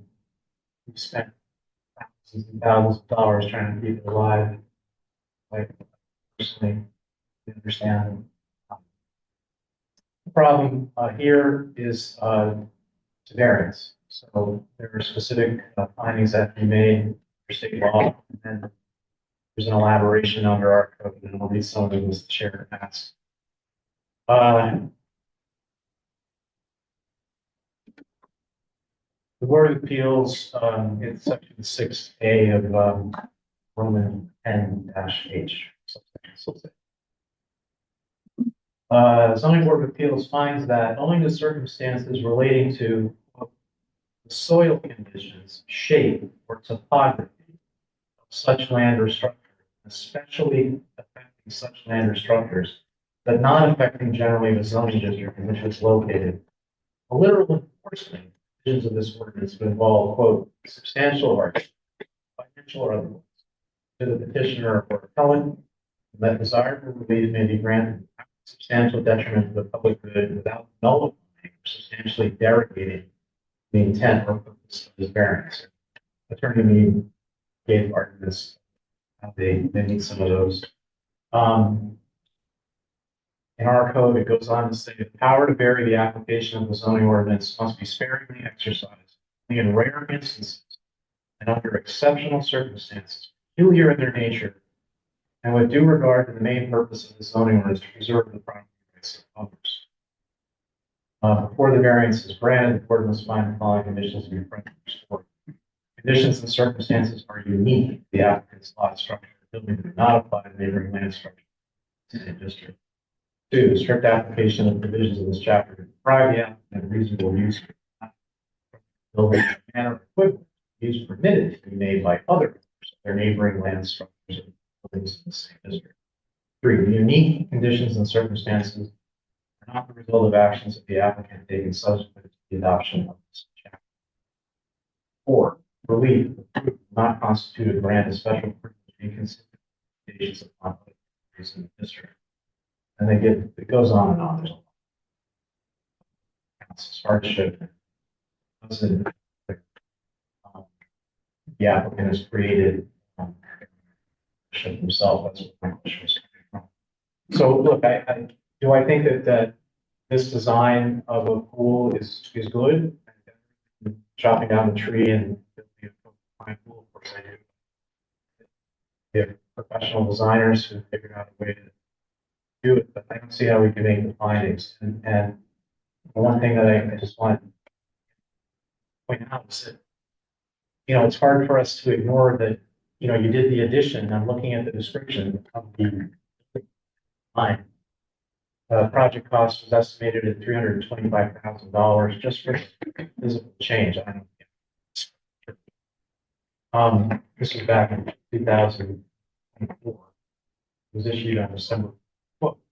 Move existing side porch and rebuild porch per plan. Interior partial renovation, first and partial selective renovation, second floor. This permit shall include new kitchen and first floor bath and second floor bathroom. Existing porch balustrades to be reused where possible and rebuilt per plan. There should be no deck above roof. Pool shed and the pool shall be permitted under a separate permit. Obviously, they had in mind at the time. It was a separate. So the point here is that you were on notice of this issue. So how can you both expand your house and build a pool that's compliant? That puts us in a tight spot. You heard from others about, well, why don't you rotate the pool? Maybe it won't be as far away, distant from the tree as the arborist ideally would like. But as far as the denying you a pool use, that's a tough one for us to hang our hat on. There's some constitutional right implicated by not letting you there. So I guess what I'm saying is I'm sympathetic. I don't have any problem with the pool. So realize, you're going to put up a big fence. That's your right. Do that. This doesn't relate to anything. I just don't think we can make the findings here. This is not in Boston. In Boston, they don't really care.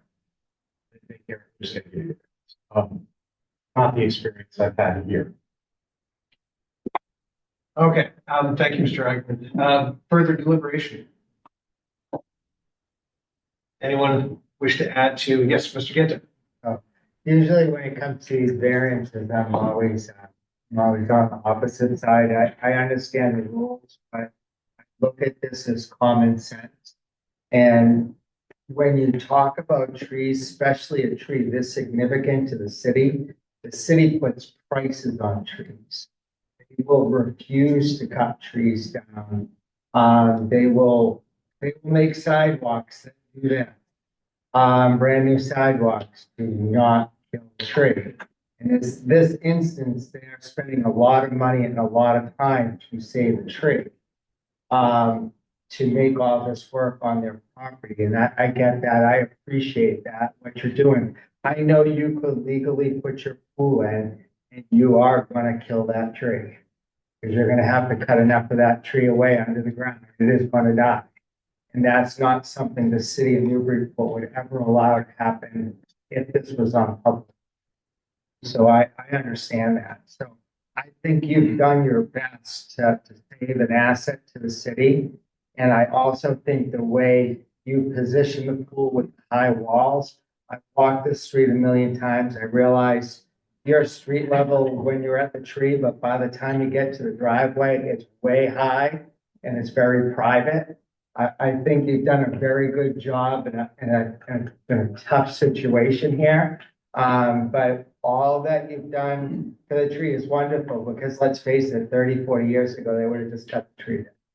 They wouldn't even thought about it. So that's just my thoughts. I realize the rules and stuff, but I think they've gone out of the way to do the right thing. So your sensibility, just out of curiosity, you're kind of aligned with the effort is worthy of the impact to findings and the challenge of making those technical findings. Correct. But I don't mind that to what the city of Newburyport would not with this tree again. Right. Where this public. Scott, I appreciate that, Mr. Kenta. Yeah. Anything, any further deliberations? Yes, Mr. Hardy. So when it comes to the buy rate, it's the pool is located, you know, worst possible position. But the area where the pool could be located is significantly sizable than that, extending to where the driveway is. As a non-voting member, I'm going to see the applicant try to locate the pool in a way that both preserves the tree and finds a solution that fits within at least a much less of a variance request, 6 feet. I think that there's an opportunity to rotate the pool and probably get it further from the tree, maybe reducing the pool size. I think that there's more opportunities here to the applicant to do something by right or with just a lesser variance. It's worth exploring. I appreciate that. I have to say, just to sort of add my own thoughts to this, obviously it doesn't bear explanation needed for Attorney Mead on behalf of our clients to know the challenges that the board's up against when it comes to running this through the prism of our very rigid and not stoic legal criteria, especially with the variance. That said, in the practical world, which is where, you know, obviously we all live, but I find myself often persuaded and moved by how things run through that lens, the practical lens. I mean, many of us in this room, perhaps most of us in this room, remember this property when it was the Oddfellows home. And the renovation that happened was part of an adaptive reuse. And then these owners, as further stewards of that property, allow it to continue to live in our time. A structure that may well have, you know, fallen under its own gravity otherwise. The preservation of a tree, especially this, a copper beech, I've seen this. I've been on this board long enough to just share this quickly. I've seen our effort as a board probably more than a decade and a half ago. Across the street from what was Kathy Ann's Bakery, now the Newburyport Boat Base on Merrimack Street, there was a 6C permit that happened directly across the street. There was a historic copper beech that they built a deck around And try as we might, everyone made such effort to try to preserve that tree. Within 5 years, it was dead. Within 5 years and 1 month, it was dead with no remnant that had ever existed. And, you know, we have to kind of live in an evolving world. So I get that. Trees don't live forever. Things have to grow and change, and there's lots of gives and takes. But that was an example where we thought we were doing the right thing at the time and it ended up being very much the wrong thing. I would hate to see, I'm very moved by an effort by the applicant to try to find a place that works without just, you know, telling ourselves, or perhaps me just telling myself that we really want to will that tree to survive. The better placement from our code standpoint of a pool that by right could exist elsewhere and the worst elsewhere. So I can find myself in support of this, though I haven't really run through the criteria in my mind yet. But let me ask the question. Then I know Mr. Swanton had a piece of a deliberation. I didn't want to short circuit, but this is just a hypothetical. Is there any appetite on behalf of the applicants to, I don't know, take a sharper pencil or revisit to the creative effort to try to re-massage this? And if the answer is no, that's fine. I just want to, perhaps for my own sake, as well as ours, just hear myself ask that question before we proceed further down that hall of locked doors. You know, I want to make sure that we haven't missed an opportunity to revisit. So we've spent 6 months to a I'm sure. year. Yeah. Trying to get it where we are. Obviously I want to hear what the board has to say. Yeah, of course. But there's been a lot of effort to get where we are. I have no doubt. Yeah. I very easily can understand that. This wasn't your first steps. This is the fine benefit of, I'm sure, a lot of creative work by many people. But I just appreciate the answer to that question. And Mr. Swanton. Yeah, I sort of resonated with the comments I heard from Mr. Harding. I realize you showed us a by right example, but I don't know if you realize that a by right example, the pool grew from 28 feet to 32 feet. It got bigger. And it was put in about the worst place you could put it, as far as the trees are concerned. I would agree with,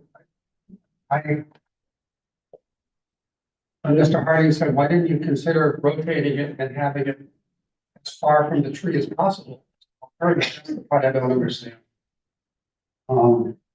So to me, this doesn't rise to the level of a variance without seeing that alternative. Sharon said it longer and more eloquent. To me, that's just, so I see that alternative and why you can't do it. And why a variance is needed to do it. That's right. So, returning me just without really knowing the hearts and minds of other voting members, mathematically, it appears there's quite a bit of gravity against this proposal as is. So I think that first I'd like to know if the board can indulge my client in making a comment, even though you've closed public comment. That'd be okay. Of course, yeah, I'm happy to do that, sir. Appreciate everyone's comments here, both for and against. We have spent a good year looking at alternative options so that we can have the pool that we're able to have. And we've looked at turning that pool around, and it's not a large yard at all. And if you've spent any time around that property, you will see that the location where that pool is currently is the most appealing for hopefully the health of that tree. And it is not our intention to cut that tree down. We've lived in this house for almost 20 years. Love this tree. Kids have grown up, playing in and around the tree, and just think, if you put yourself in our shoes, you would see that we have exhausted that's so far. It's not a large pool. It's an average size pool that we're looking to install there. But without the variance, the pool is still going to go there. we want the pool for our health benefits. And it's, without the variance, it's going to be a lot closer to that tree, and unfortunately, it's gonna have a major impact on the root system and the life of that tree. I think that's the most important aspect here. We should really be thinking about, not do we change the dimensions of that pool, 80 degrees, 180 degrees, and it's all going to that's what. True. Thank you very much. Appreciate it. Thank you, sir. We appreciate that. Further deliberations? I just have one observation. I mean, this point is a critical one for me. And I really feel there's been a rigorous alternatives analysis presented to us this evening. There's been some, I'll call it anecdotal testimony. That this is the best and only place we can do it. Tree, and I think we need a more rigorous, fact-laden presentation. I would also say, to Mr. Agarman's point, it is, if you read marriage requirements and take them at their face value, it is the high near impossible. Over, and right. However, I take the view, like one of my colleagues here, that we have to apply those very good standards in a fashion and have them solve them. I love consideration for the larger good. And in this one, we presented a very compelling. So I could right now pigeonhole that, or you've done a wonderful job doing that. Doing it. It's always difficult to do, particularly whether or not there's substantial hardship in this situation by if you were to deny the swimming pool. Most of us would swim on it. But nevertheless, I would encourage you to provide rigorous alternative analysis to really drill down on the point that may carry the day with the number of votes you need. Thank you, Mr. Bennett. If I might, without cutting off, I didn't want to cut you off.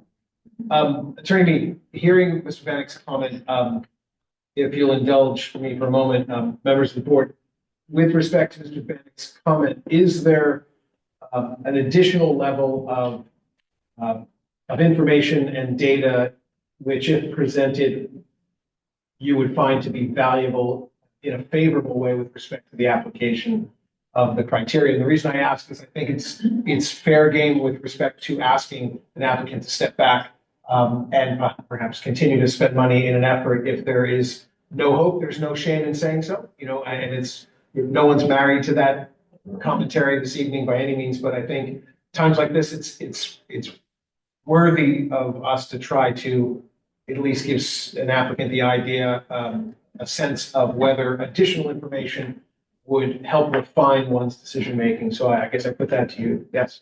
Yeah, I haven't spoken yet, so. Oh, I'm sorry. It's okay, it's okay. Sure, sir. I think with respect to tonight, I am a lot closer to Larry tonight than the other members of the board, so I think kind of riffing off what you just said, fair information to have. Okay. Thank you. Thank you, Mr. Lyle. Sorry I didn't mean to overlook hearing from you. Yes, Mr. Gibson, and then Mr. Ryan.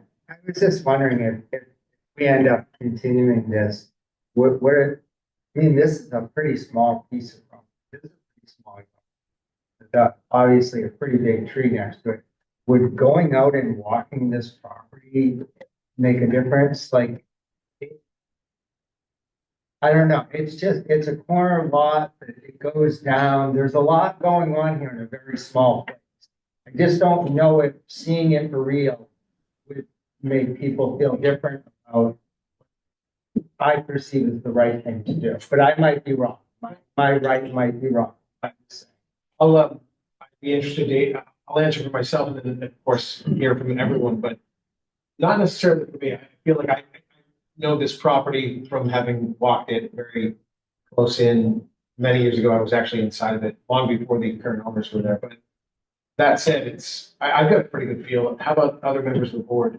But thank you, Larry. That's great. It's a great suggestion. I don't particularly need to, I mean, I'd just like to see a better alternative that wasn't a variance and understand from a tree guy how that's gonna hurt the tree. That's what to me, it's all about the tree, we're missing the arborist. So a deeper dive. Yeah, so I hear the board, and what I would ask is a continuance to the 26th, because I'm booked in 2 weeks. So if we could have a continuance to the 26th, and we'll bring back that additional information more specific to the location and or some of the other comments received. Through the chair. Encourage the applicant to really document why you can't rotate it 90 degrees. I heard the owner say, look at it, we haven't, as Greg said, we don't have any substantial evidence of why you can't rotate, we just have certain anecdotes. So I think that would win over many of them. I agree with this one. Could you pull it one way and pull it another way and kind of shift the dimensions, but not the overall square footage?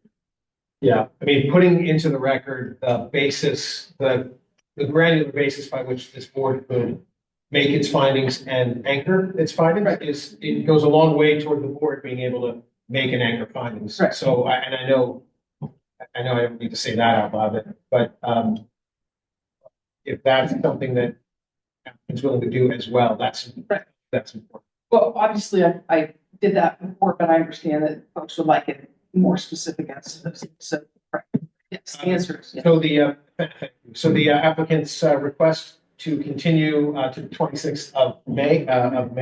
Do we have a motion? So moved. Thank you, Mr. Swanton. Seconded by Mr. Delisle on the applicant's request to continue to May 26th. Calling the roll, Mr. Swanton. Yes. Mr. Delisle. Yes. Mr. Bennett. Yes. Mr. Hageman. Yes. Mr. Ginta. Yeah. Mr. Harding. Yeah. I vote yes. That is 7 in the affirmative. The ayes have it. The motion carries. Although we only needed 5, the matter is continued. Thank you all for the presentation. We look forward to seeing you in 4 weeks. Moving to our next application. This is the application of the Joppa Group LLC, care of attorney Lisa Mead Tellerman and Costa LLC for the property at 20 Pine Street. This too is a continuation from an application on March 24th, 2026. The application consists of 2 parts. One is a special permit to demolish over 25% of walls within the DCOD, which is the Demolition Control Overlay District. The second is a special permit for nonconformities to construct an addition of over 500 square feet, a non-conforming lot that extends the non-conforming side yard setback. Attorney Mead. Thank you, Mr. Chair. For the record, Lisa Mead, me telling across 30 Green Street on behalf of the applicant. Joppa Group, Blake is with me this evening, and Matt Langis and Scott Brown from Scott Brown. Also, if you go to the first slide.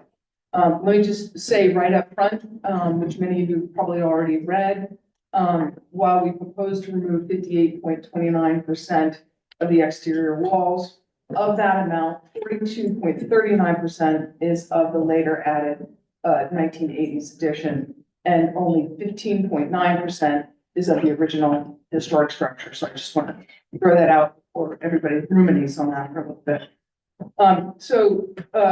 Been to the Historic Commission, which approved the removal of the accessory structures in the rear of the property. Well, there were 2, there was only 1 under their purview. They approved that removal of that.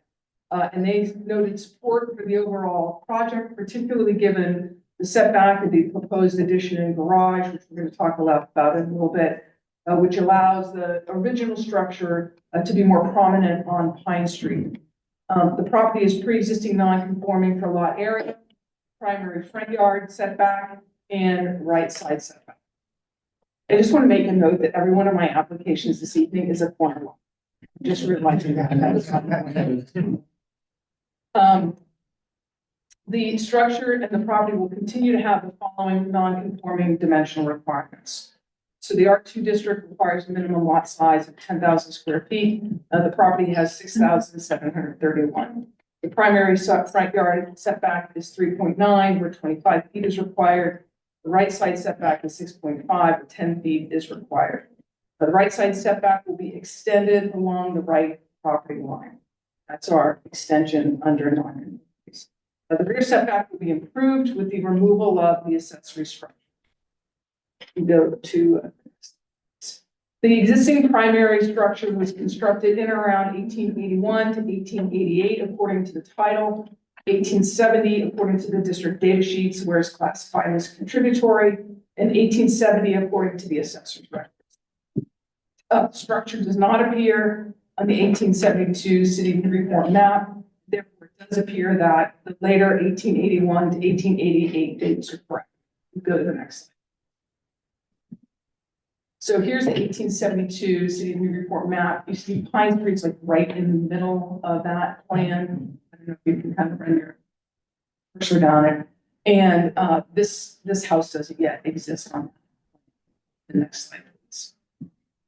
And here's the 1914 Sanborn map, and now you do see the house on this plan. You see the original form. Next slide, please. And then the 1924 assessor's map. Again, it's the same form of the house on the corner of next slide, please. Here are the photographs of the current existing conditions. This is from Beacon Street, and you can see that 1980s addition that's along the side. And again, this is from Pine Street, kind of the corner of Pine and Beacon. And you can see the addition. This is the front of the house on Pine Street. And again, you can see the addition on the right. And here's a shot looking towards Beacon or to the east. And you can see the addition on the rear. That will be that plane will be changed in the proposed conditions. That rear addition. So the proposal is to remove the later added additions on the project. As I said earlier, the applicant proposes to remove 58.29% of the exterior walls. Of that amount, 42.39% are these later added additions. As a result, only 15.9% of the original historic structure will be removed. Given the proposed location of the garage in addition, the proposal does not take away from the relative structure in the context of where it's located. And the Historic Commission actually had a bit of a discussion about that too and agreed. The applicant will be adding 1,251 square feet of living area in accordance with section 9B. You could So here's the site plan, and you can see the original form of the structure in kind of the peach at the top with the dashed lines. And then you'll see the additions that are being removed. And then towards the back, there's an addition being added at the back that then connects to the garage. I think this is important before you go into the line drawings when Matt or Scott come up to go over them. You can see how far back from Pine Street that addition sits so that it doesn't interfere with the main view of the house on Pine Street. And this was noted by the Historic Commission in their report to the board. And if you go to the next slide.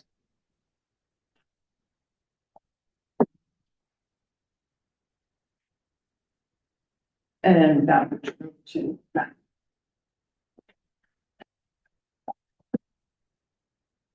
Good evening, everyone. Matt Langes, Scott Brown Architects, 48 Market Street for the record.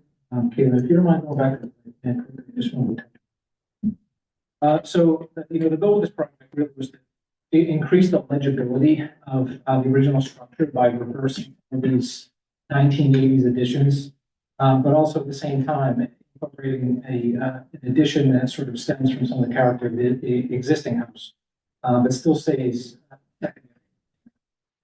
So looking at the site plan, the proposed sort of, if you're talking about plan list, the existing footprint extends about 9.5 feet towards the rear property line, so towards existing sheds. The connector is links the main house to the garage, which, you know, allows the structure to sort of remain dominant on the site, at least the main box dominant. And then also part of the work, the existing shed and barn are supposed to be removed. Both of those structures are in really poor condition. They have compromised framing and no real foundation. So we did explore earlier to incorporate them, but even the methods of how we would incorporate them, significant amount of work. We had a structural engineer take a look at as well. Kind of came to the same conclusion that lifting, raising, trying to underpin is just not a feasible option. Next. So here's the front elevations. Today the house reads sort of as like a layered condition additions, where these 1980s tacked on sort of first floor additions disrupt the corner, most of the sides, and also the rear of the original structure. So our proposal is to sort of reorganize the massing so you know, the house reads more coherent, intentional, prominent corner.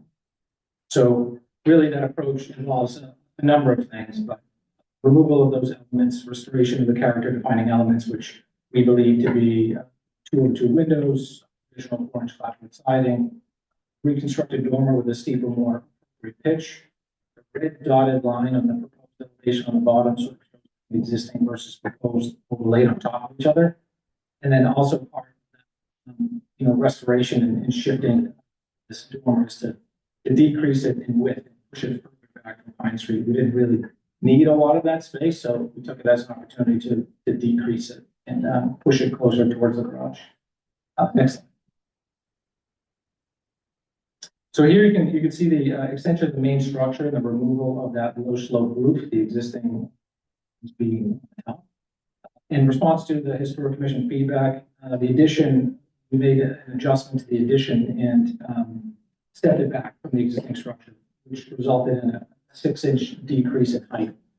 We had a previous decrease in height, it just kind of aligned with the opposite direction, but felt that the feedback from the Historic Commission made a lot of sense and allowed us an opportunity to show what, how the existing and proposed structures interact with each other and allowing the original structure to remain. This view, though, is different.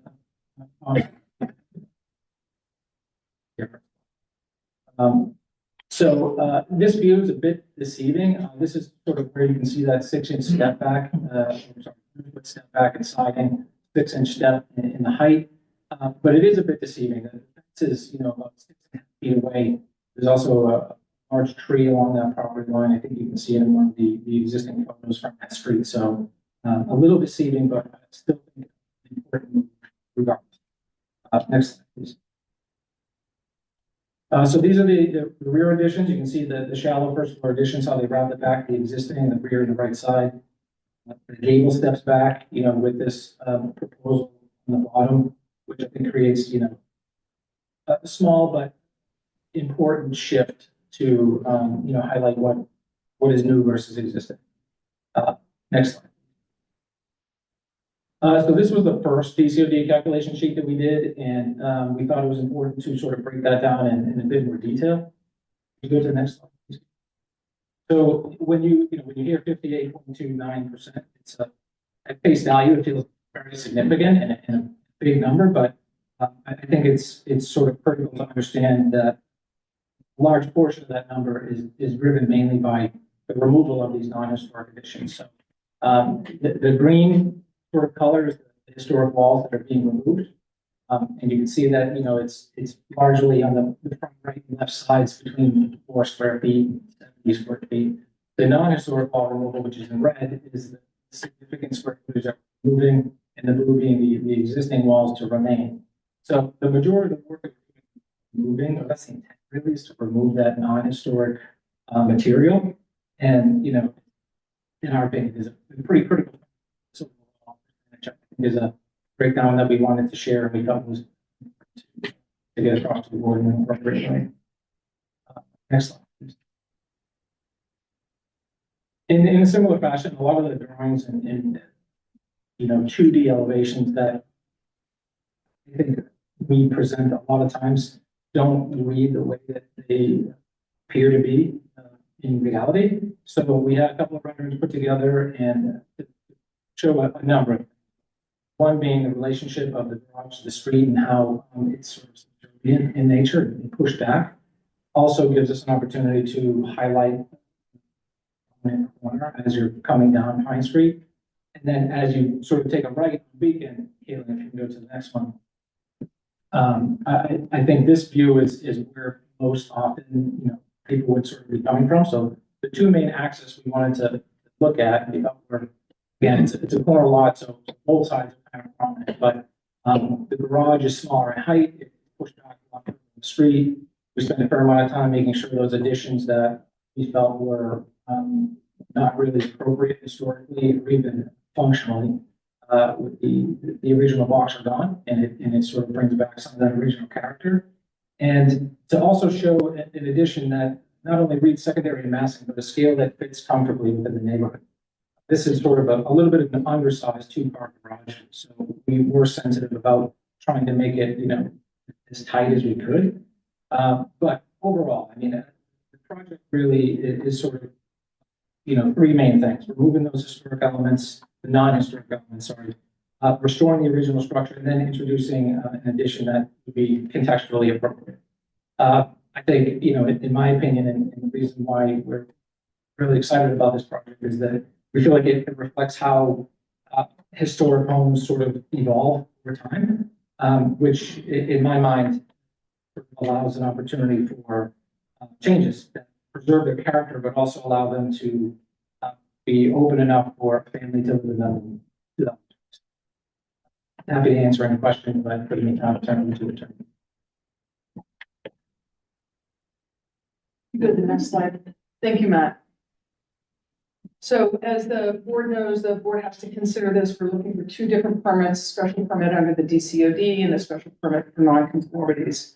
The special permit under the DCOD requires the board to make a couple of findings.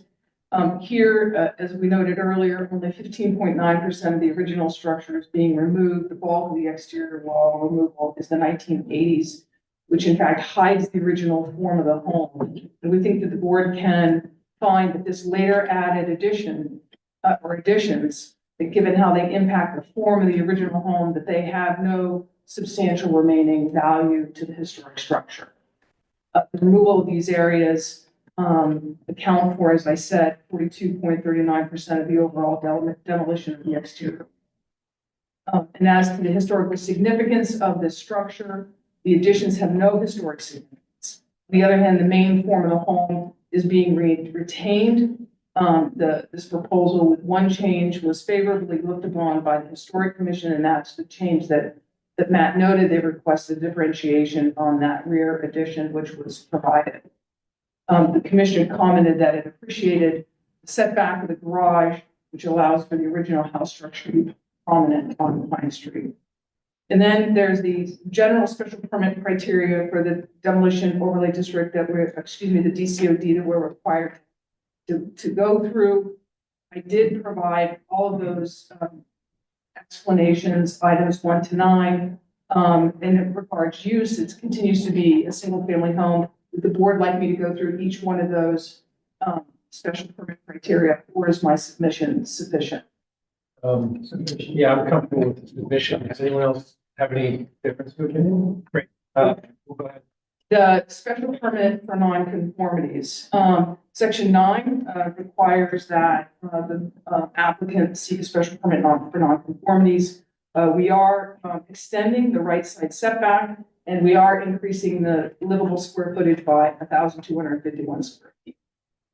Here, the board can grant that special permit if, one, it finds that there are no new nonconformities being created, and the board can certainly so find, we're not making any new ones. And the next is that the board can grant that special permit where the applicant can show that the proposed changes will not be substantially more detrimental to the neighborhood than the pre-existing non-conforming structure or use.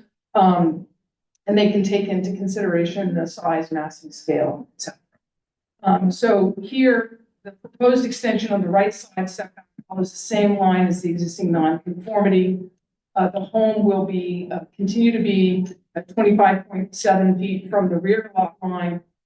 However, rear yard will open up because of the removal of those two accessory structures. So we meet that rear yard setback, but it will actually have more open feeling in the back. The form of the structure will be returned to the original architectural style.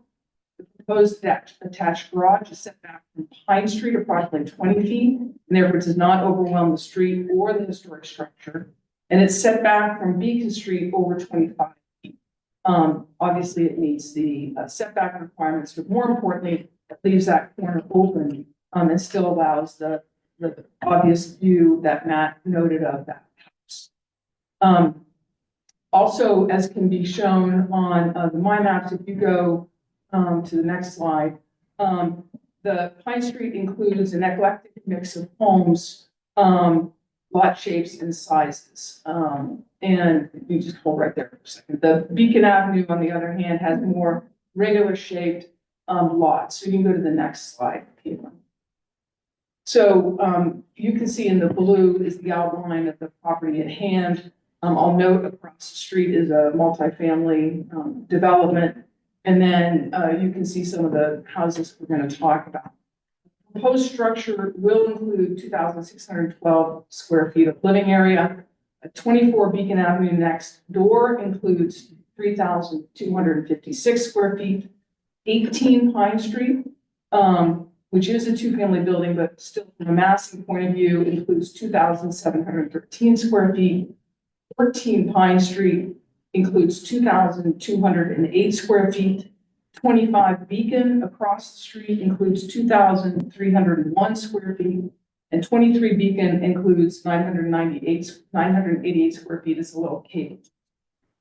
And as I noted earlier, directly across Pine Street is the multifamily development. So as you can see, the project will not be, this proposed structure will not be out of line with regards to the size of the proposed structure or the neighborhood. If you go to the next slide. So here are some shots of different properties. Here's 18 Pine Street, which is right next door. Next slide. And 14 Pine Street. Next slide. It's much taller house. Obviously. 8 Pine Street further down. Next slide, please. 11 Pine. These are multifamily homes across the street. Next slide, please. And we believe that the board can find that the proposal is not substantially more detrimental to the neighborhood, that Matt has taken great care to make sure that the historic structure is pride on this lot, and that the proposed addition meets the Secretary of the Interior standards set apart from the original structure and does not take away from the original structure, nor is it an exact replica of the original structure. I will also say to the board, we've provided 5 letters of support from 19 Beacon Avenue, 8 Pine Street, 18 Pine Street, 23 Beacon Avenue, and 24 Beacon Avenue. And with that, we have to take it. Thank you, Attorney Mead. Closing presentation, we'll go to public comment. Anyone in the room wish to speak in connection with the application? Just kindly raise your hand and we will hear from you. Seeing no hands. I do not see any hands online unless I'm mistaken. Do not see anyone on. Anyone else in the room? Final call. I'll close public comment and go to questions from the board. Mr. Ackman. So the the shed in the back that's gonna be demolished, that you went through demo delivery. Yes, we did. They approved the demo. I think Matt was just giving you back. And then, you had a letter here from March where I think in response to comments from neighbors, there was a middle second floor window removed on the rear elevation, but I couldn't compare that drawing. I can't see what changed from the temporary drawings. So it might have been removed at that point. You know, do you want to go to the rear elevation? So, I mean, in general, I think, I know, the fantastic job of involving a lot of neighbors and having their, support projects. So what we sort of came to, what we realized is that there was a fair amount of glass on the backside here. So the two windows are, I think, one of the questions was actually in that connector between the main house and the garage. It's in a closet. It's in sort of like a walk-in closet. So it's not. So the second floor. Exactly. There used to be a window. Where Was those it two? Exactly. Okay. So that was brought up as a concern of the neighbor, like, is there any way Yeah. that we can sort of decrease this? So that was in response. Crystal clear. I got it. Further, sorry, one more, basement. So, there's no living area in the basement. I mean, sometimes on these small lots, you can dig out the basement and get more space. Saw there were some windows going in, but I'm only alerted to this because we have another case where people are parking in the basement. What's going on in the basement? So part of the existing foundation, is not really at a great height. So, Yeah. The goal would be to use the basement for something. We would, plan to use like a deep rapport and try to make as much of the new portion of the house sort of useful as possible. I mean, you always need room for like mechanical space and things that you don't want to have a valuable first and second floor. So, we haven't really developed a solid plan for the basement, but the goal is to use it in some fashion or another. Okay, thank you. Very good. Other questions? Yes. Sorry. Attorney Mead, just one question. The section 28E finding that we have to make here. I'd like you to tell me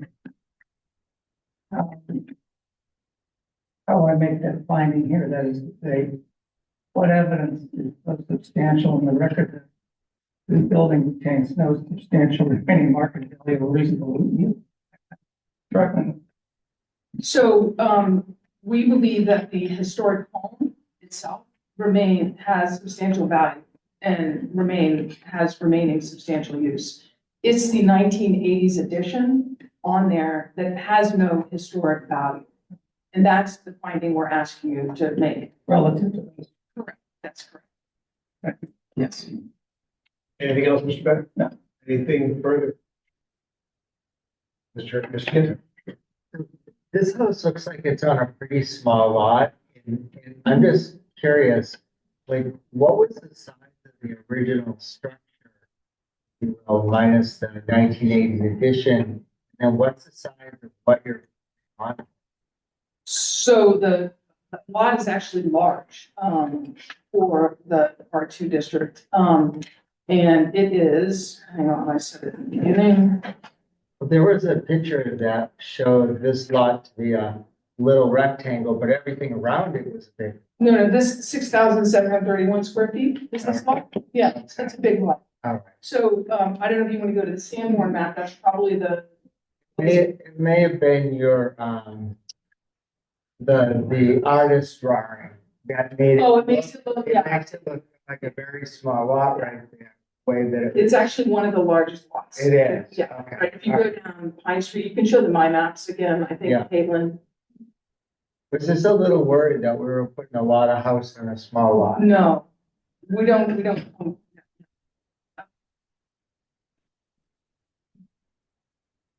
There you go. So, you see the lot, it's the outlined in blue, Yeah. and then the lot next to it, behind is big, but then the lot, it's the corner of that lot is not. And I don't have all the lines on this, but It is not a small, it's 6,700. In your drawing, the drawing, you know, The site plan? yeah, Yeah, why don't you do that? well, the one, yeah. The rendering. Oh, the Thank you. rendering. Sure. Um. That, and there was another view of it too, where I was like, boy, that lot looks small. It at least made me think that. Yeah, so we're 25 feet from the garage to the Beacon Street, Okay. right, is 25 feet. Yeah. And we're 20 feet-ish from the rear, something like that. 20 feet from the rear. Yeah, it's Yeah. gotta be bigger than that. Yeah, it's Right. kind of the, yeah, it's kind of, Okay, thank you. That's you're welcome. Any other questions? I don't have any other that haven't already been asked. So unless there's anything further, we'll close questions. And we will go into deliberations. And again, we're deliberating the criteria for both special permits that are before us. Anyone want to start? Yes, I'll start. Okay, there's two special permits here. One is our usual one, is potentially more detrimental. There are no new nonconformities.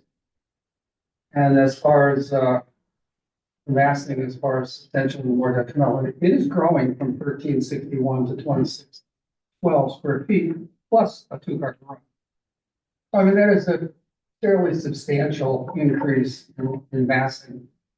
But, to me, it sort of fits a lot. There are other things in the neighborhood that are bigger. And it's, the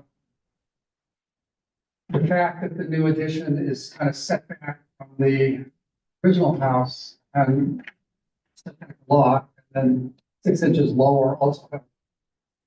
So even though it's getting close to the water for me, it's, I'm okay with that. With that special permit. That special permit is because it's demolishing more than 25%. Normally, I would have a big problem with that and ask for an engineer's report on all of it, but as I said, it's only like 14% and change that is, the historic building that's being demolished. The rest of it is stuff that was added, much more recent. So I don't have an issue with that. I mean, to me, it's, if the historic commission had flagged it, I might, but they also kind of agreed with that logic that, only 14%, not 25. And they asked for a few things which were done this with the setbacks and the height. So I think that's the way I look at that one as well. So I can support both special permits. Very good. Further deliberations? Yes, Mr. Black. Yeah, I would agree with Mr. Swanton. I think knowing that you're talking about only a 14% reduction in the historical of the home and the benefits being from the later added additions, I think that's an important factor in getting towards that finding for me. And I think with respect to the special permit for non-conformities, that works for me also. I think it's nice. It's tasteful and fits well on the lot. Also, kudos on the oak chimney. I think that's pretty good. That saved a little some discussion.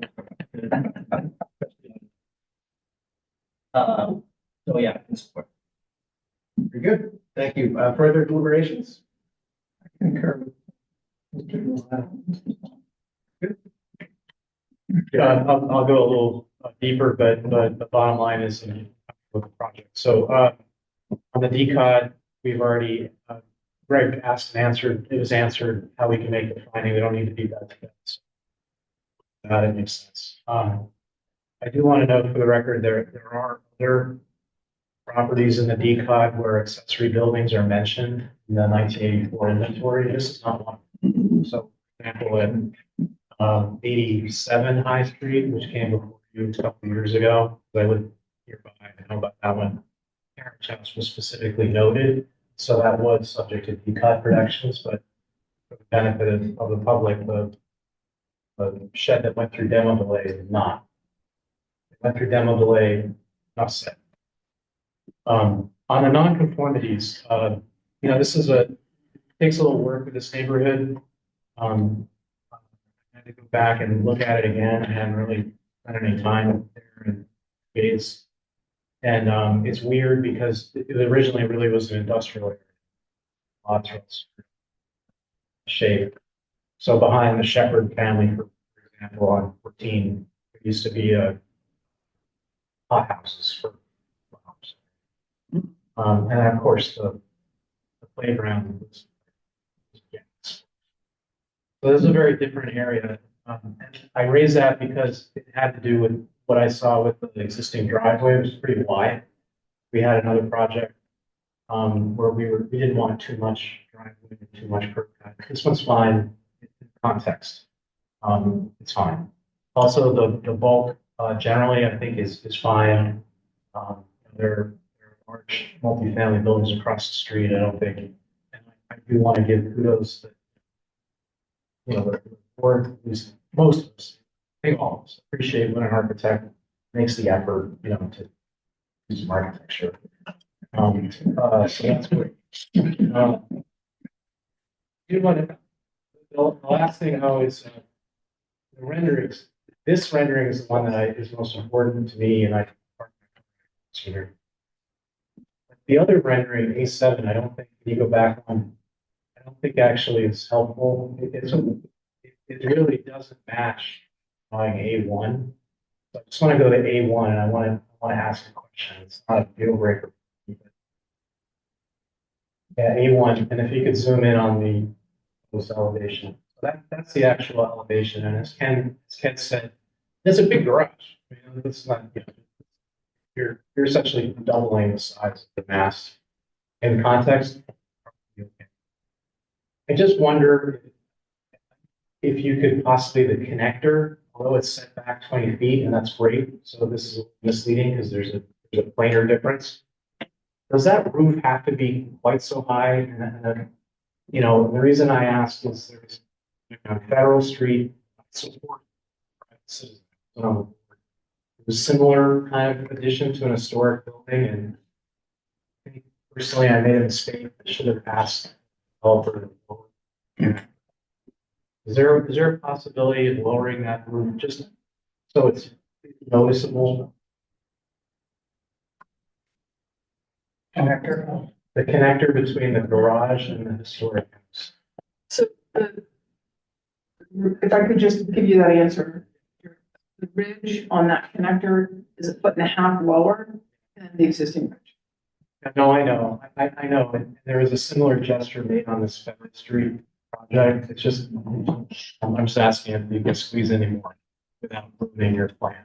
Because I think it would, in the long run, it would go next. Yeah, I can pretty clearly say that, yeah, it's not.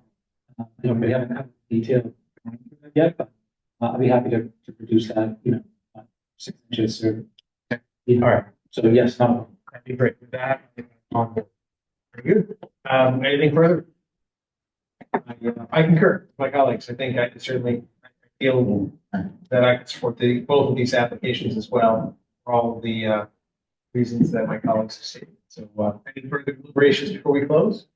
Seeing none, I'll close deliberations. Do we have a motion to approve?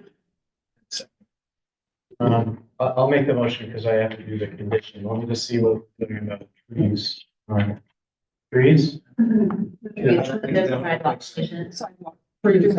Sidewalk. Okay. I would make a motion, I guess I'll do 2 motions. A motion to approve the EPOD special permit. Thank you, Mr. Igerman, and seconded by Mr. Bennett. We have a motion made and seconded. There are no conditions.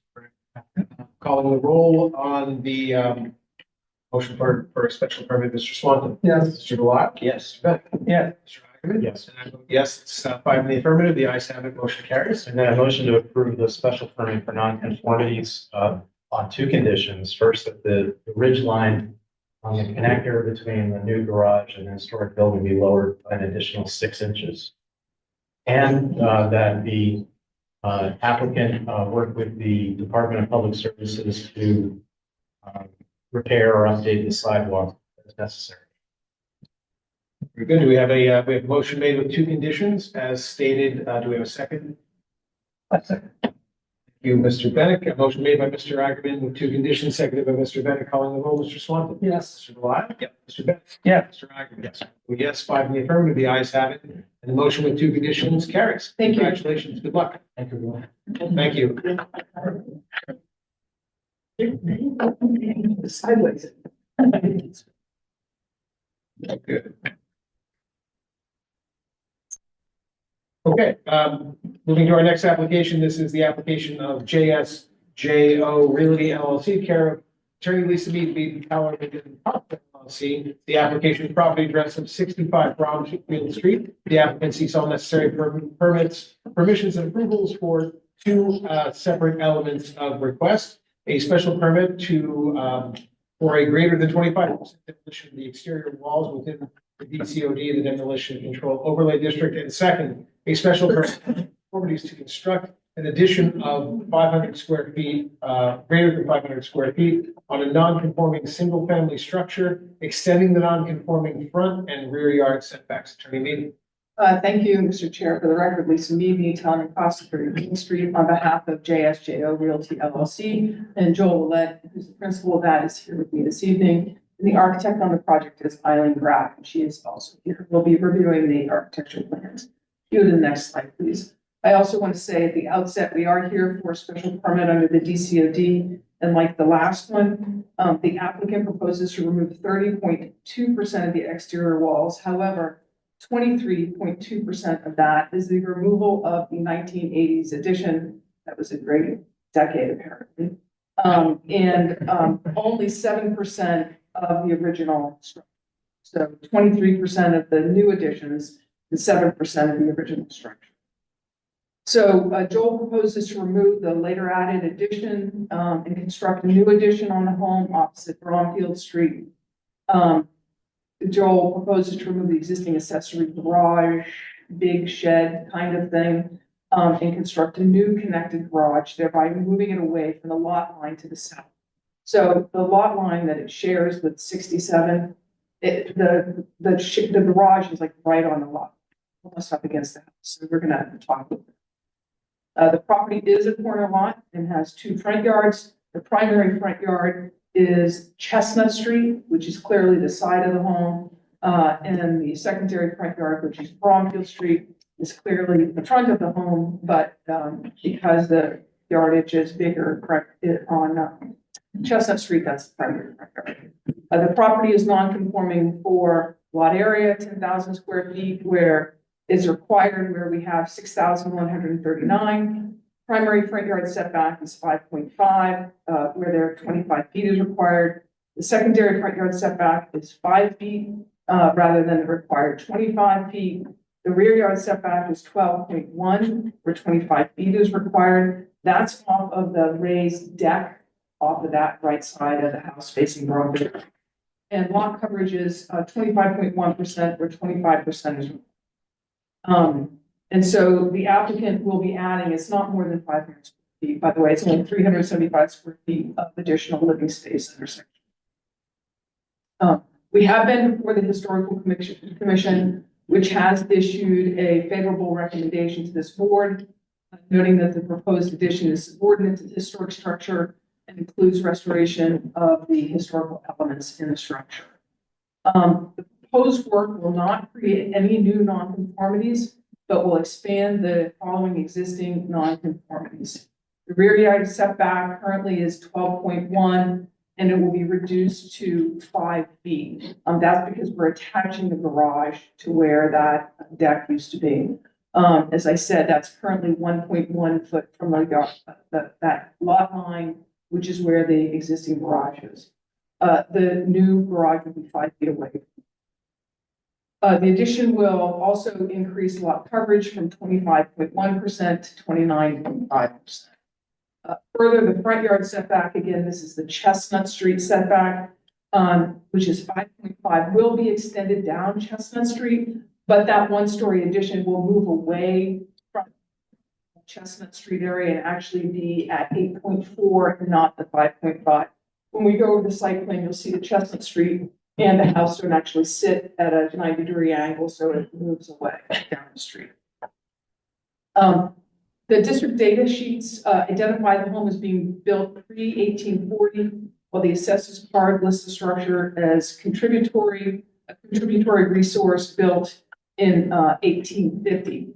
Based upon the title search, the home would likely built between 1849 and 1851 during the ownership of Nathaniel Noyes and William Bach. There is no Form B for the home. Next slide, please. So here's the 1906 Sanborn map. So at the top right corner, you see the house, at the corner of Chestnut and Romney. And then in 1914, pretty much the same form, the corner of Chestnut and Bromfield. And the next slide, please. And the 1924 assessor's map, there's a corner at the top they did cut out of this particular area, and there you go. So you can see that that garage is gone. The earlier garage is gone, and so there was one built later on. But in 1924, there it is at Chestnut and Bromfield Street. Next slide, please. And here are photographs of the house today. So you can see that garage on the right-hand side, how close it is to Suffolk Holborn House. And that's what we're trying to improve as part of this. Basically, the front elevation is not going to change. It's going to be improved in a number of respects related to the windows and whatnot, but it's not going to change. Next slide, please. Here's a view looking towards the back. You'll see that deck, which is where that setback is to that rear yard right now. That area will be coming off. That's attached to this. And here is a view looking south on Bromfield Street, on almost at the next. And here's the view in the back of Chestnut Street. So you can see this addition that was put on. It's pretty fairly large addition, one-story addition in the back. That's all coming. And you can see the garage on the right-hand side and how close it is to the house. Next slide. So the applicant proposes to renovate the existing structure, as I indicated, by removing the 1980s addition and constructing the new addition. The removal will include 30.2% of the exterior walls. However, 23.2% of that removal is attributed to the demolition of the 1980s addition. And as a result, only 7% of the original structure will be removed. The ridge of the new two-story roof will sit 2.6 feet below the ridge of the original structure, which you're going to see shortly from my next slide. So here is the site plan. So at the bottom, we have Bromfield Street. On the left-hand side, we have Chestnut Street. You can just blow that up. This is a good sized lot on Bromfield Street. So you can see the area that is going to be removed in the back, which is kind of in the peach lines. Eileen will go over that a little bit more. You can see on the hash that's the dotted lines is the area to be removed, I guess I should say. And then you can see the removal of the garage and how the new garage is pushed over and attached to the house. And you can see how the existing entry that I pointed out earlier in those dashed lines, that goes away. And that new addition is stepped back away from the existing structure. And the Historic Commission really liked that particular element to keep that separate there. So with that, go to the next slide, please. I'll turn it over to Eileen.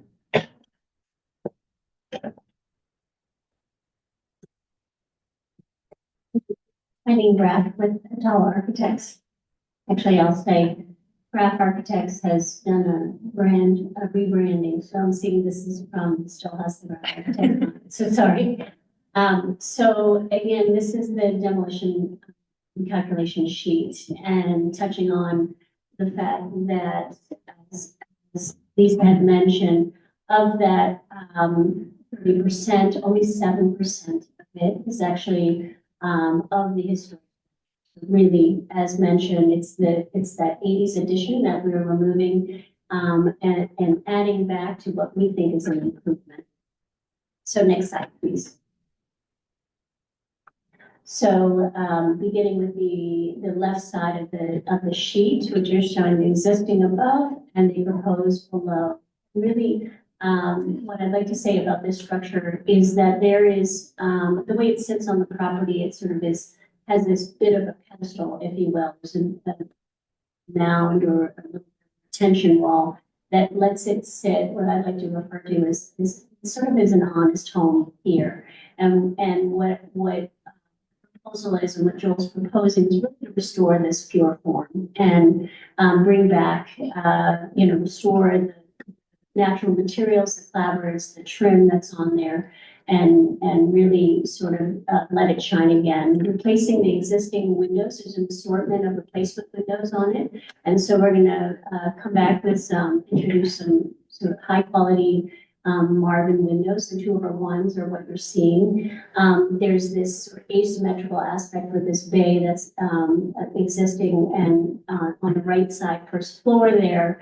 And that too could use some attention to the brick foundation levels, repointing in that area, cleaning up the panels that are down below. To the right of that, you're going to see this new connection from I'll call it the mudroom addition is now, as you can see, has a second level above it. It is stepped back further than the original. And then to the right of that is the one-car garage. So keeping it compact has always been part of the goals. And you can see that the site plan will go back to that in order to sort of reinforce that, in that much of our addition is really sitting where everything was sitting prior. So the right side bottom corner drawing is showing the side view. This is the side where we have moved away from the property line from 1.1 to 5 feet now to the front left corner. If you're looking at the bottom drawing of the garage, and actually as you move deeper into the property, the back side of the garage is even further than 5 feet. And so it moves further down, deeper into the property. Behind that, you can see that transom window, and that's that second story piece above the mudroom. And yet behind that is the 2-story piece, placing a gable over what conceptually was the previous addition, but this is all in new construction. And next slide, please. And here we can see some of the changes on the rear, a little cleaner to describe the forms that are added. So the bottom left drawing, if I can work from the right side of that drawing, with that side is the Chestnut Street end. And so from moving in from that corner, it was important to stay sort of away from the Chestnut Street side and sort of just have a 1-story sort of stepping up to the 2-story piece, sort of to minimize that addition.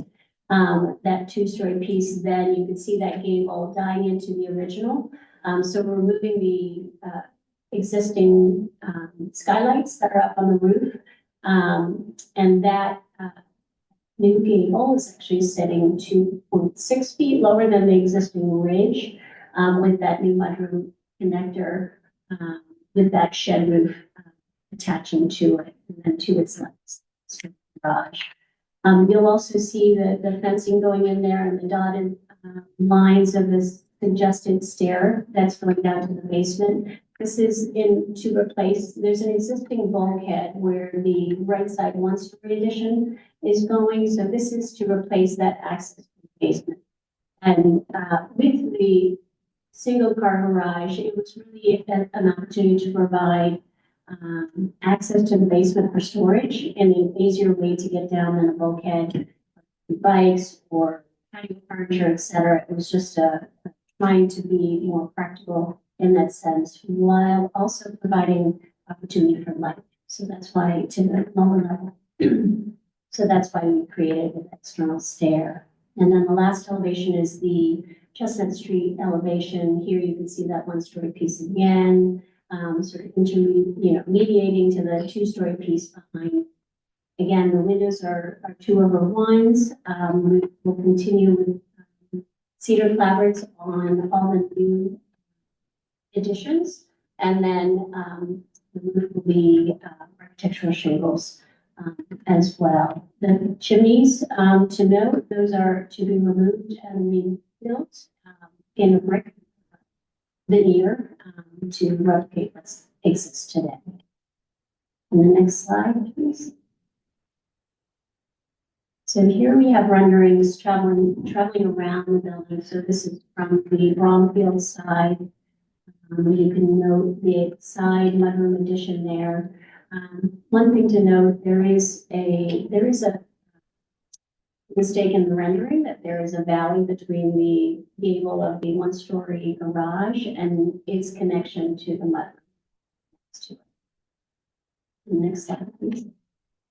And I feel like this corner is a good example of how the addition is starting to stay compact to the original massing of the structure, but yet not overwhelming it. Again, stepping back in its form and its location and plan, so as the original structure can still sit prominent and proud on its corner. Again, like I was saying, there's sort of this elevated aspect, this pedestal aspect on this property that it continues to do so in this location. The next slide from the rear. And here's the rear showing that two-story gable addition. Again, it's matching the same pitch as the existing house. So there's the replicate of that and its detailing and wrapping around it. And then it's a relatively large lot for this area of town. So this, by keeping everything compact, it preserves space for the use of the property. The next slide. We're happy to answer any questions. Thank you. Thank you, Eileen. And so, again, we'll go through the DCOD criteria. Here, only 7% of the original structure is being removed. Bulk of the exterior wall being removed is the 1980s addition. We believe the board can find as to the later added additions, given how it impacts the form of the original home, it has no substantial remaining value, and the addition introduces a separate mass that disrupts the overall composition of the building. This is clearly later added, not as well constructed one-story addition, and removal of this area accounts for 23.2% of the total removal of the exterior walls. As the historic significance of the structure, the addition itself has no historic significance. On the other hand, the main form of the home is being retained, which is where the historic significance of this structure exists. Again, the Historic Commission noted that the bulk of the demolition was the 1980s addition, which was non-contributing. And further, they found that the overall proposed renovations and additions are unlikely to adversely affect the historic character of the building or the block. And then I also have to go through the general special permit criteria, which if the board is amenable, I put that all on the record. It continues to be a single family home, and so we meet all the criteria. If acceptable to the board, I won't go through each one of those. Anyone have an objection to just referring to what is on record with respect? Good. So then we'll move on to the special permit criteria for nonconformities. As the board knows, there are two criteria to be met. One, that there is no new nonconformities, and as I noted, there are no new nonconformities. We have increased the non-conforming lot coverage by about 4%, I think I said, and we have extended the setback along Chestnut Street, which is currently 5.5, but the extension is actually only to 8.3, so it's not as intense. As to the second criteria, we believe the board can find that the proposed renovations are not substantially more detrimental to the neighborhood than the existing non-conforming structure. As we know, the addition extends along Chestnut Street to the south towards the rear of the home, and as Eileen showed, it's very compact and as subservient to the existing structure.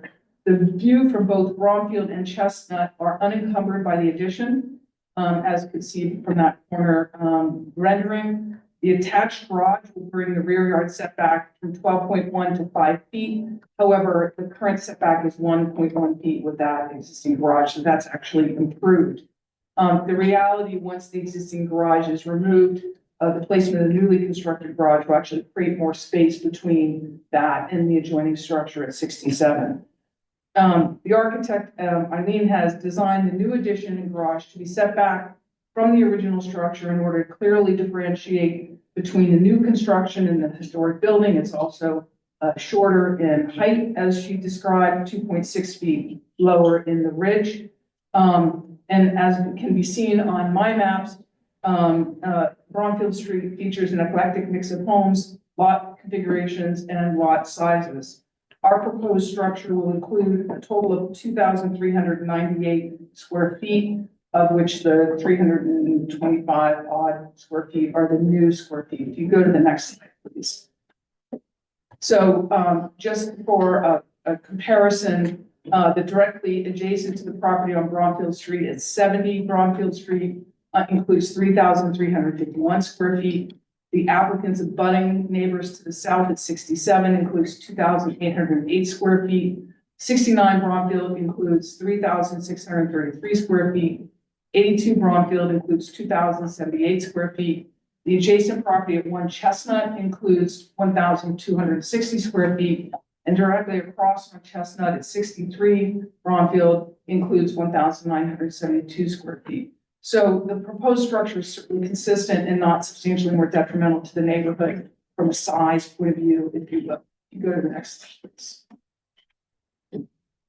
So here we have, as you can see, as Eileen described to you, also is a very large lot on the Chestnut and Bromfield Street.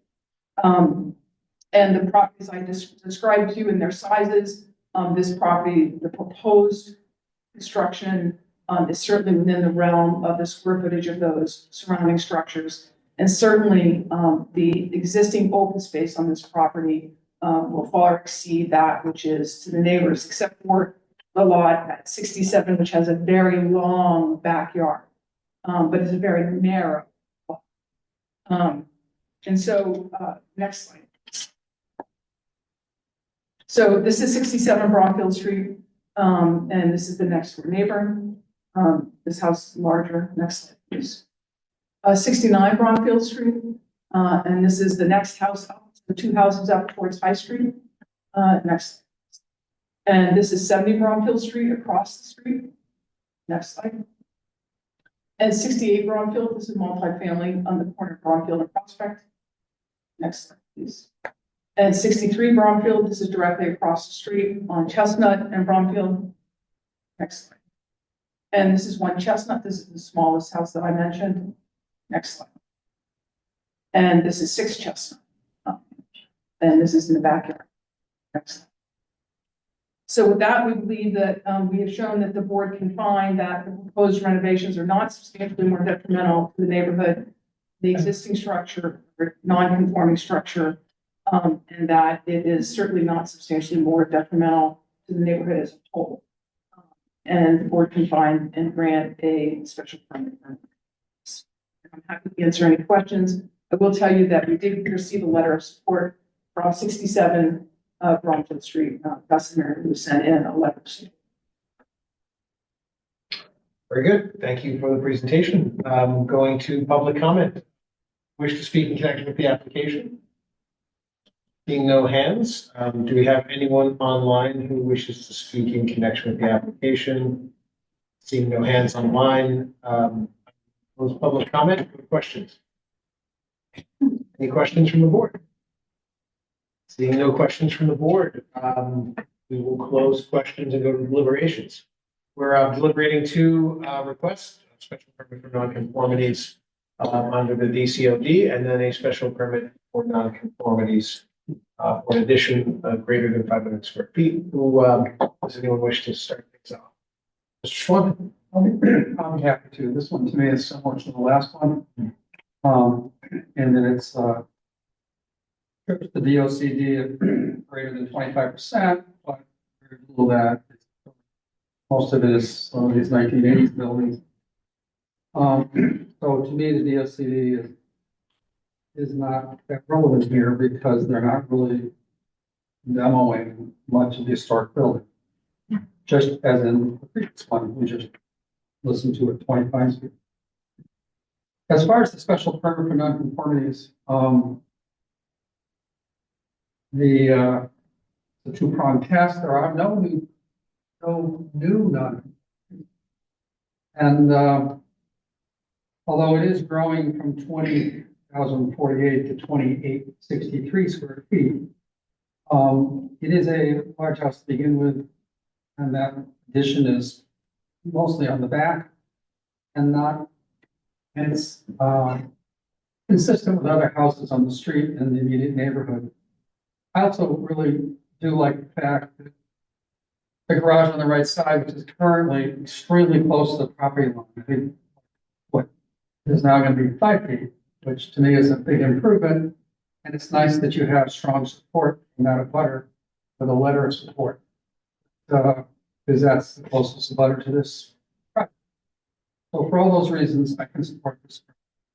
Thank you, Mr. Swanton, for laying out the criteria as well. Any further deliberations, Mr. Blunt?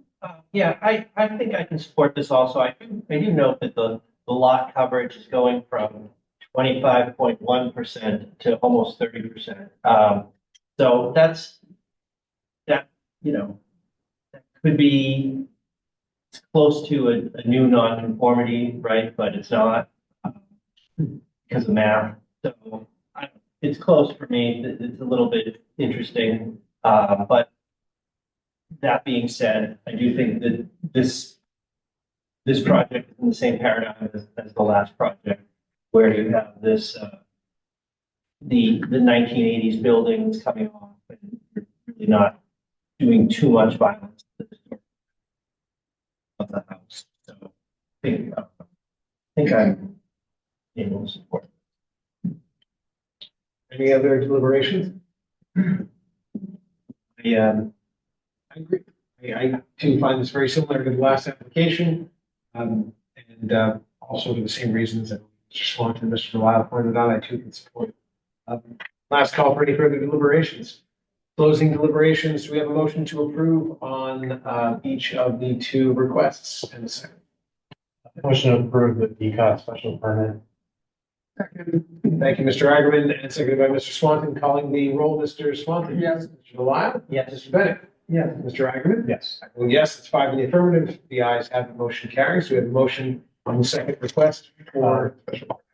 Motion to approve the special permit for nonconformities on condition of sidewalk improvement as written by staff, and also consulting with the tree work. Street trees. There aren't any street trees, so this is a pretty big watch. Yeah. Seconded. Thank you, Mr. Ackerman, with conditions, and seconded by Mr. Swanton. The roll on the motion to approve with conditions on the second.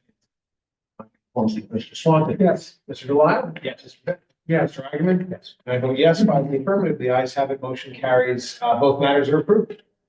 Thank you very much. Thank you. Have a good evening. Let's thank you, folks, for those in the room that were here for that. We are now going to go to our last application this evening. And that is the application of Nicole Page and Bruce Page, care of Lisa Mead, Tellerman and Costa LLC, the application for 13 Tilton Street. The applicant seeks all necessary approvals, permissions, and permits for a special permit for nonconformities to construct an addition of over 500 square feet to a primary structure with a pre-existing nonconforming lot area. Attorney Mead. Thank you very much, Mr. Chair. For the record, Lisa Mead, Costa 30 Green Street. In your report, on behalf of Nicole and Bruce Page, who are here, who have gotten a lesson in absolutely every form of relief this board can grant tonight, for the first time they've ever attended a zoning board meeting. I'm sure they're very happy that they were last on the agenda. So this is for 13 Tilton Street. You can go to the first slide, please, Caitlin. Nicole and Bruce proposed to construct an addition to the existing home and include an extension of their existing in-law for an accessory dwelling unit, as well as a single-car garage with storage over. It is of note, before I go through all of those details, that Bruce and Nicole are the third generation of their family to live in this home. Bruce acquired this home in 2000. His mom, Jane, Jane and her husband, Bruce's father Leland, obtained the property from their parents in 1964. Bruce's grandparents, Willard and Irene Evans, obtained the property in 1943. There are currently 3 generations living in this home as well. This is in the R2 district, and it is improved, as I noted, with a single-family home. The addition on which there is an addition on which the proposed addition is proposed to be built was built in 2000 when an in-law unit was added for then Bruce's mother, and this one will be for Nicole's mother. The current in-law is less than 300 square feet. The structure and lot are non-conforming as follows. The primary front yard Tilton is required to be 25 and it is 1.2. The secondary front yard from Clintock is required to be 25 and it is 23.5. The rear yard is required to be 25 and it is 11.4. The lot area is 8,867, where 10,000 is required.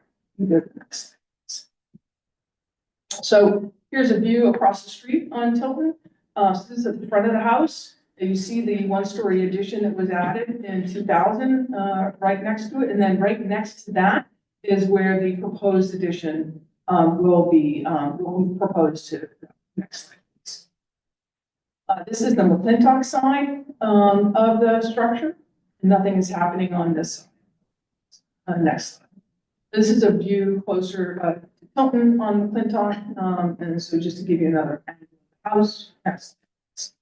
Again, this is the front of the house on Tilton. A little bit closer up than before. Next slide, please. And then this is as you were driving down Tilton away from the hospital, but you can see that 2000 addition that was added. What I want to point out from this is that the proposed addition is where that is in the same plane as that 2000 addition. So we will not be coming any closer to the front yard setback. We meet all the dimensional standards with the new addition. Next slide. And there's just a little further away on the opposite side of the street on Tilton. Next slide, please. So the idea is to convert the 1-story in-law, and part of it will be in the new addition, which will give the in-law a total of, which will become an ADU and give it a total of 528 square feet. The ADU, as I said, is proposed for Nicole's mom. The new addition will also include a single car garage with a room and storage over it, and that room and the storage over it will be 524 square feet. The idea is to make more efficient use of the house overall and to have that storage area. As I noted just a minute ago, the new addition meets all of the dimensional requirements of the ordinance. Next slide, please. So here's the site plan. Tilton Street is at the top, and McClintock is on the right-hand side, possibly be way down on the right-hand side. But you can see the peach area, and you can see where I'm saying that the addition is going to be attached right to that 2000 addition, 1-story addition. There'll be a driveway there, and there's also parking off of McClintock. But I did include the floor plan so you can see how this is all going to work. But you can see the little bit of addition that is now going to be a bedroom, and then you have the one car garage, and above that will be the full story. But that addition does meet all of our dimensional requirements. Next slide. So here are the elevations from the architect. Again, you know, it's hard to see these one-dimensional. That's why I like to show that site plan first so you can see how the addition is actually back. So that 1-story addition, as you know, is back from the front of the house. That's in the middle, and then the new addition is attached to that on the left. And so here is the existing conditions, and you have, can't see on the top there, but that's the front elevation on the top left. And then on the right-hand side is the McClintock elevation. And then the lower is the rear elevation. No, the side elevation, excuse me, traveling west on Tilton. And then the lower right-hand side is the rear elevation. Next slide, please. So now we have it with the addition. So the top is the rear elevation, so you can see it from the back. You can see how it attaches to the single story. And then the bottom is the elevation from the plinth, and you can see the addition in the back. Next slide, please.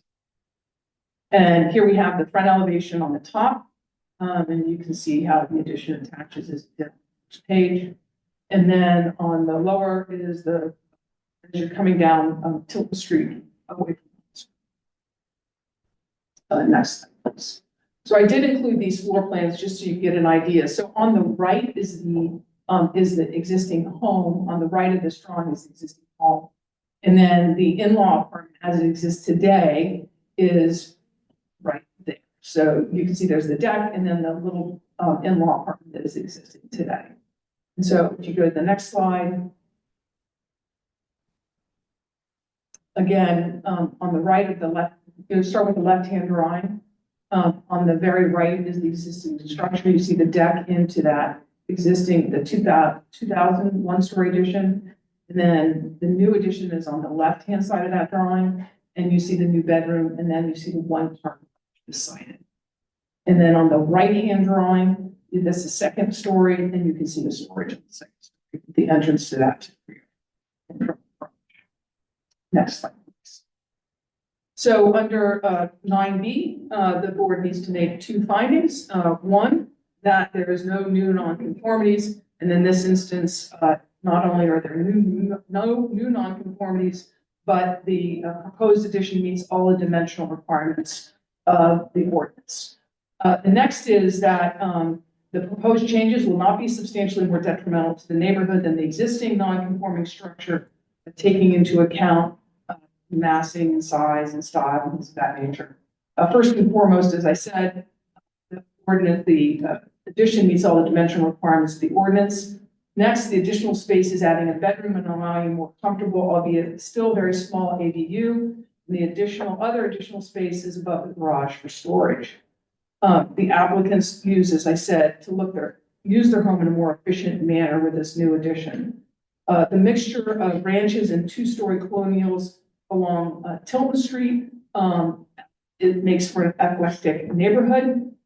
Mean height of the proposed structure is 16 feet 10 7/8 inches, so it's still quite modest.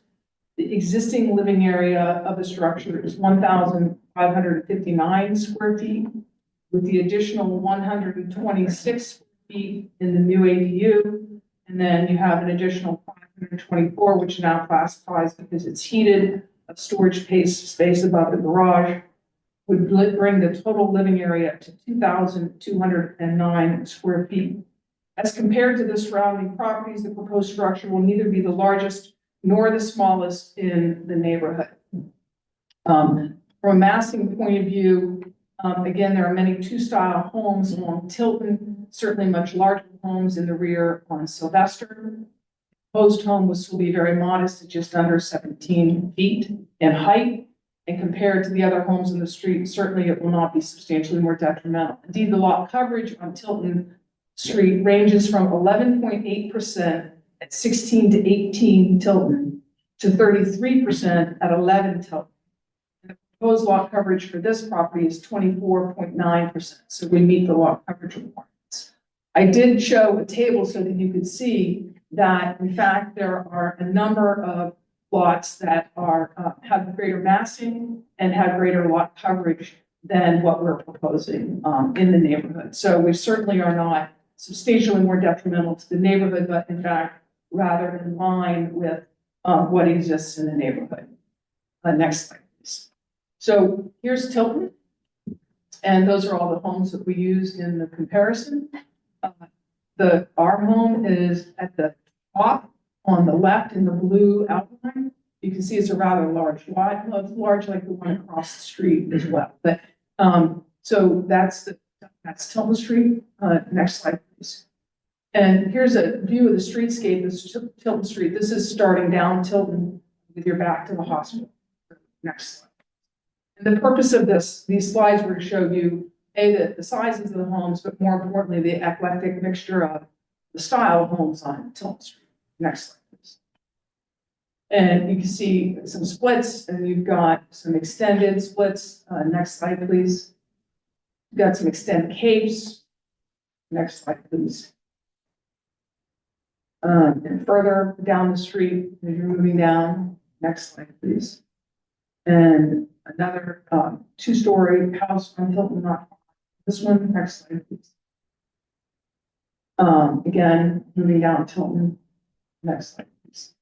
So we believe that the board can find that proposed addition to the home is not substantially more detrimental to the neighborhood. It adds a total of 750 square feet, of which 524 is the storage space above the garage. The connected, we're adding 124 square feet to the existing 390 square foot in-law suite to make an ADU. And we believe that given the comparison to the properties in the neighborhood, the density as they exist in the neighborhood, is certainly not substantially more detrimental to the neighborhood than the existing structure. I have also provided 7 letters of support from all the folks who live around the property at 13 Tilton Street, around the pages, and I have provided those. We've already filed those with the board. So if you have any questions, I'm happy. Thank you, Attorney. And in our small room, anyone who wishes to speak? Seeing no hands, and again, no one online, public comment, any questions from the board? Seeing no questions from my colleagues, I'll close questions from the board. We'll go right into deliberations.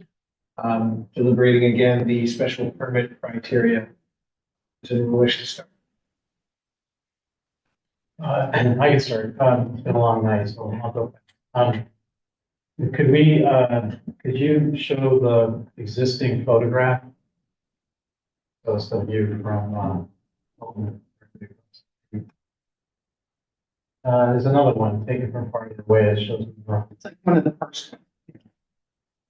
Okay. So I went to the site again. Every neighborhood in Newburyport is different. This is sort of an enclave neighborhood by Anna Jakes. It's really a special place. It's its own thing. In the context, this is the, I the view, and I compared it to other buildings around. Overall, the addition of 750 square feet, whether it's storage or not, by the way, doesn't matter to me. That's fine.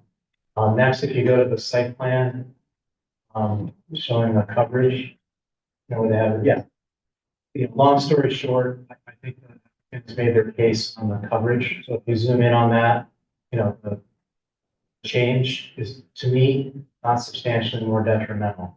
But zoom in on the shaded site. Yeah.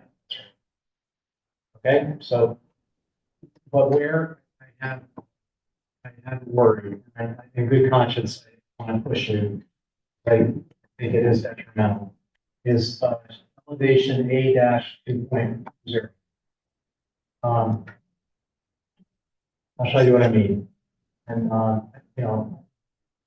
this is not the same situation exactly at this bottom view, especially the side view.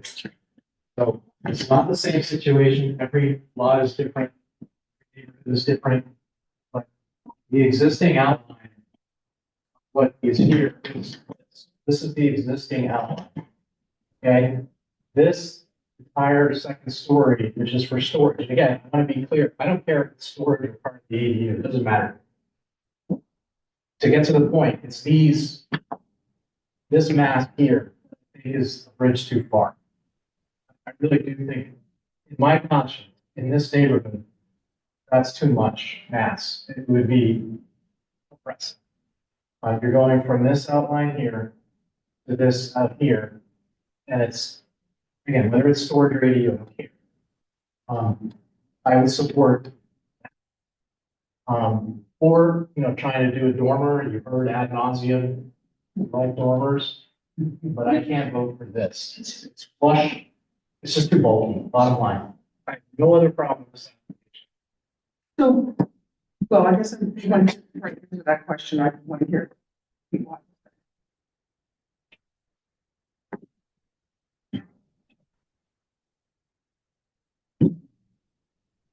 Anyone else? I'd like to get a fine detail architectural design, and I understand. Jared's point, well made. I guess I would. In my view, significant are, and it may not. Everyone's eye might like it. However, in my view, it's not.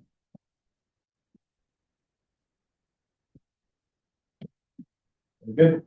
Anything further? I have to say, certainly again, with respect to my colleague, Mr. Eichmann's comments, which I don't disagree with necessarily, but I don't feel that it's substantially more detrimental either. I certainly feel the application warrants serious consideration favorably for me, based on what was presented. But I still sort of feeling that through at the moment, so I'd like to hear my colleagues, if anyone has further questions. Yes, Joe. From looking at this like purely, and it's always tough to look at 2D elevations, and there's not really anything 3D here for us to look at. But that mass is set back quite a bit from 3D, and it's behind the neighboring building, but the neighbor. Well, that's you'll definitely see that, but it's going to be a pretty skewed angle, and you can probably see the of that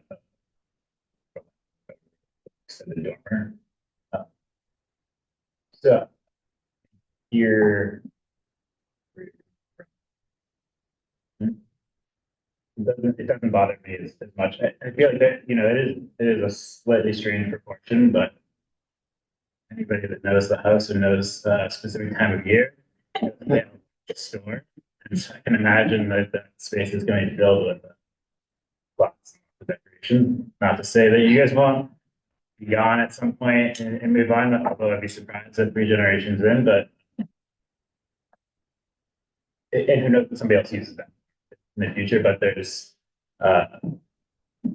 it doesn't bother me that I think the collective neighborhood here.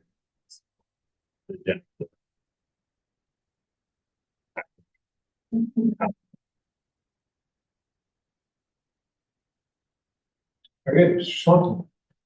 Yeah, I went to the neighborhood a couple days ago.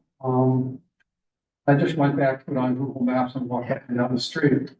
And there are quite a few houses more down the middle and the other end of the building that have second floors. So to me, it's not like it's all, single family ranch houses here. So even though I'm usually very sympathetic to Mr. Hardiman's insights, and I actually, if they proposed it as he did, I'd be more enthused about it. But I can still support what's here.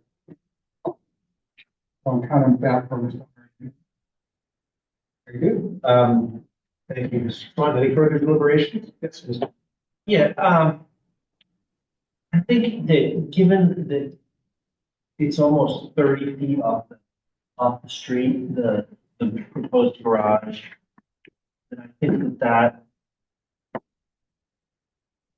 gives me some comfort that it will be less obtrusive than it would be if it were much closer to the street. So I think for that reason, I'm not that scared. And I think I can support it. Anyone else who wishes to share anything further? Very good. I'll close deliberations. Do we have a motion and a second, or a motion with conditions and a second. I'll move that the application for special permit be granted. I don't think so. They've signed off. No requirement. Good, motion's been made with no conditions by Mr. Beck. Seconded.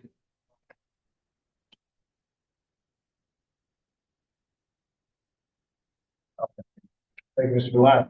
Motion's made by Mr. Bennett, seconded by Mr. Delisle, calling the roll, Mr. Swan. Yes. Mr. Delisle. Yeah. Mr. Bennett. Yeah. Mr. Aguirre. No.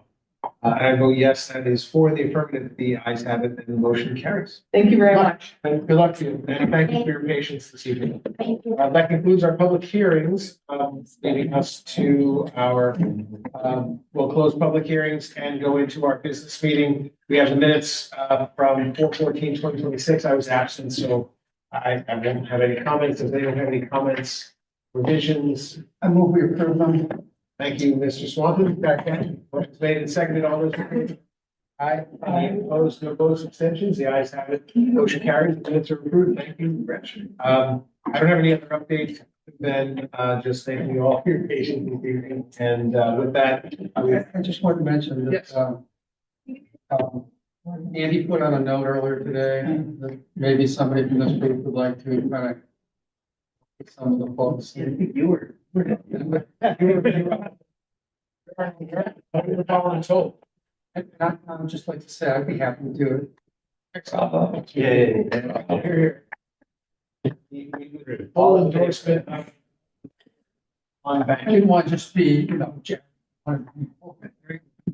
It's Very smart. I've got to, nobody. It's not so much that, that Ken stepped, that we all step back.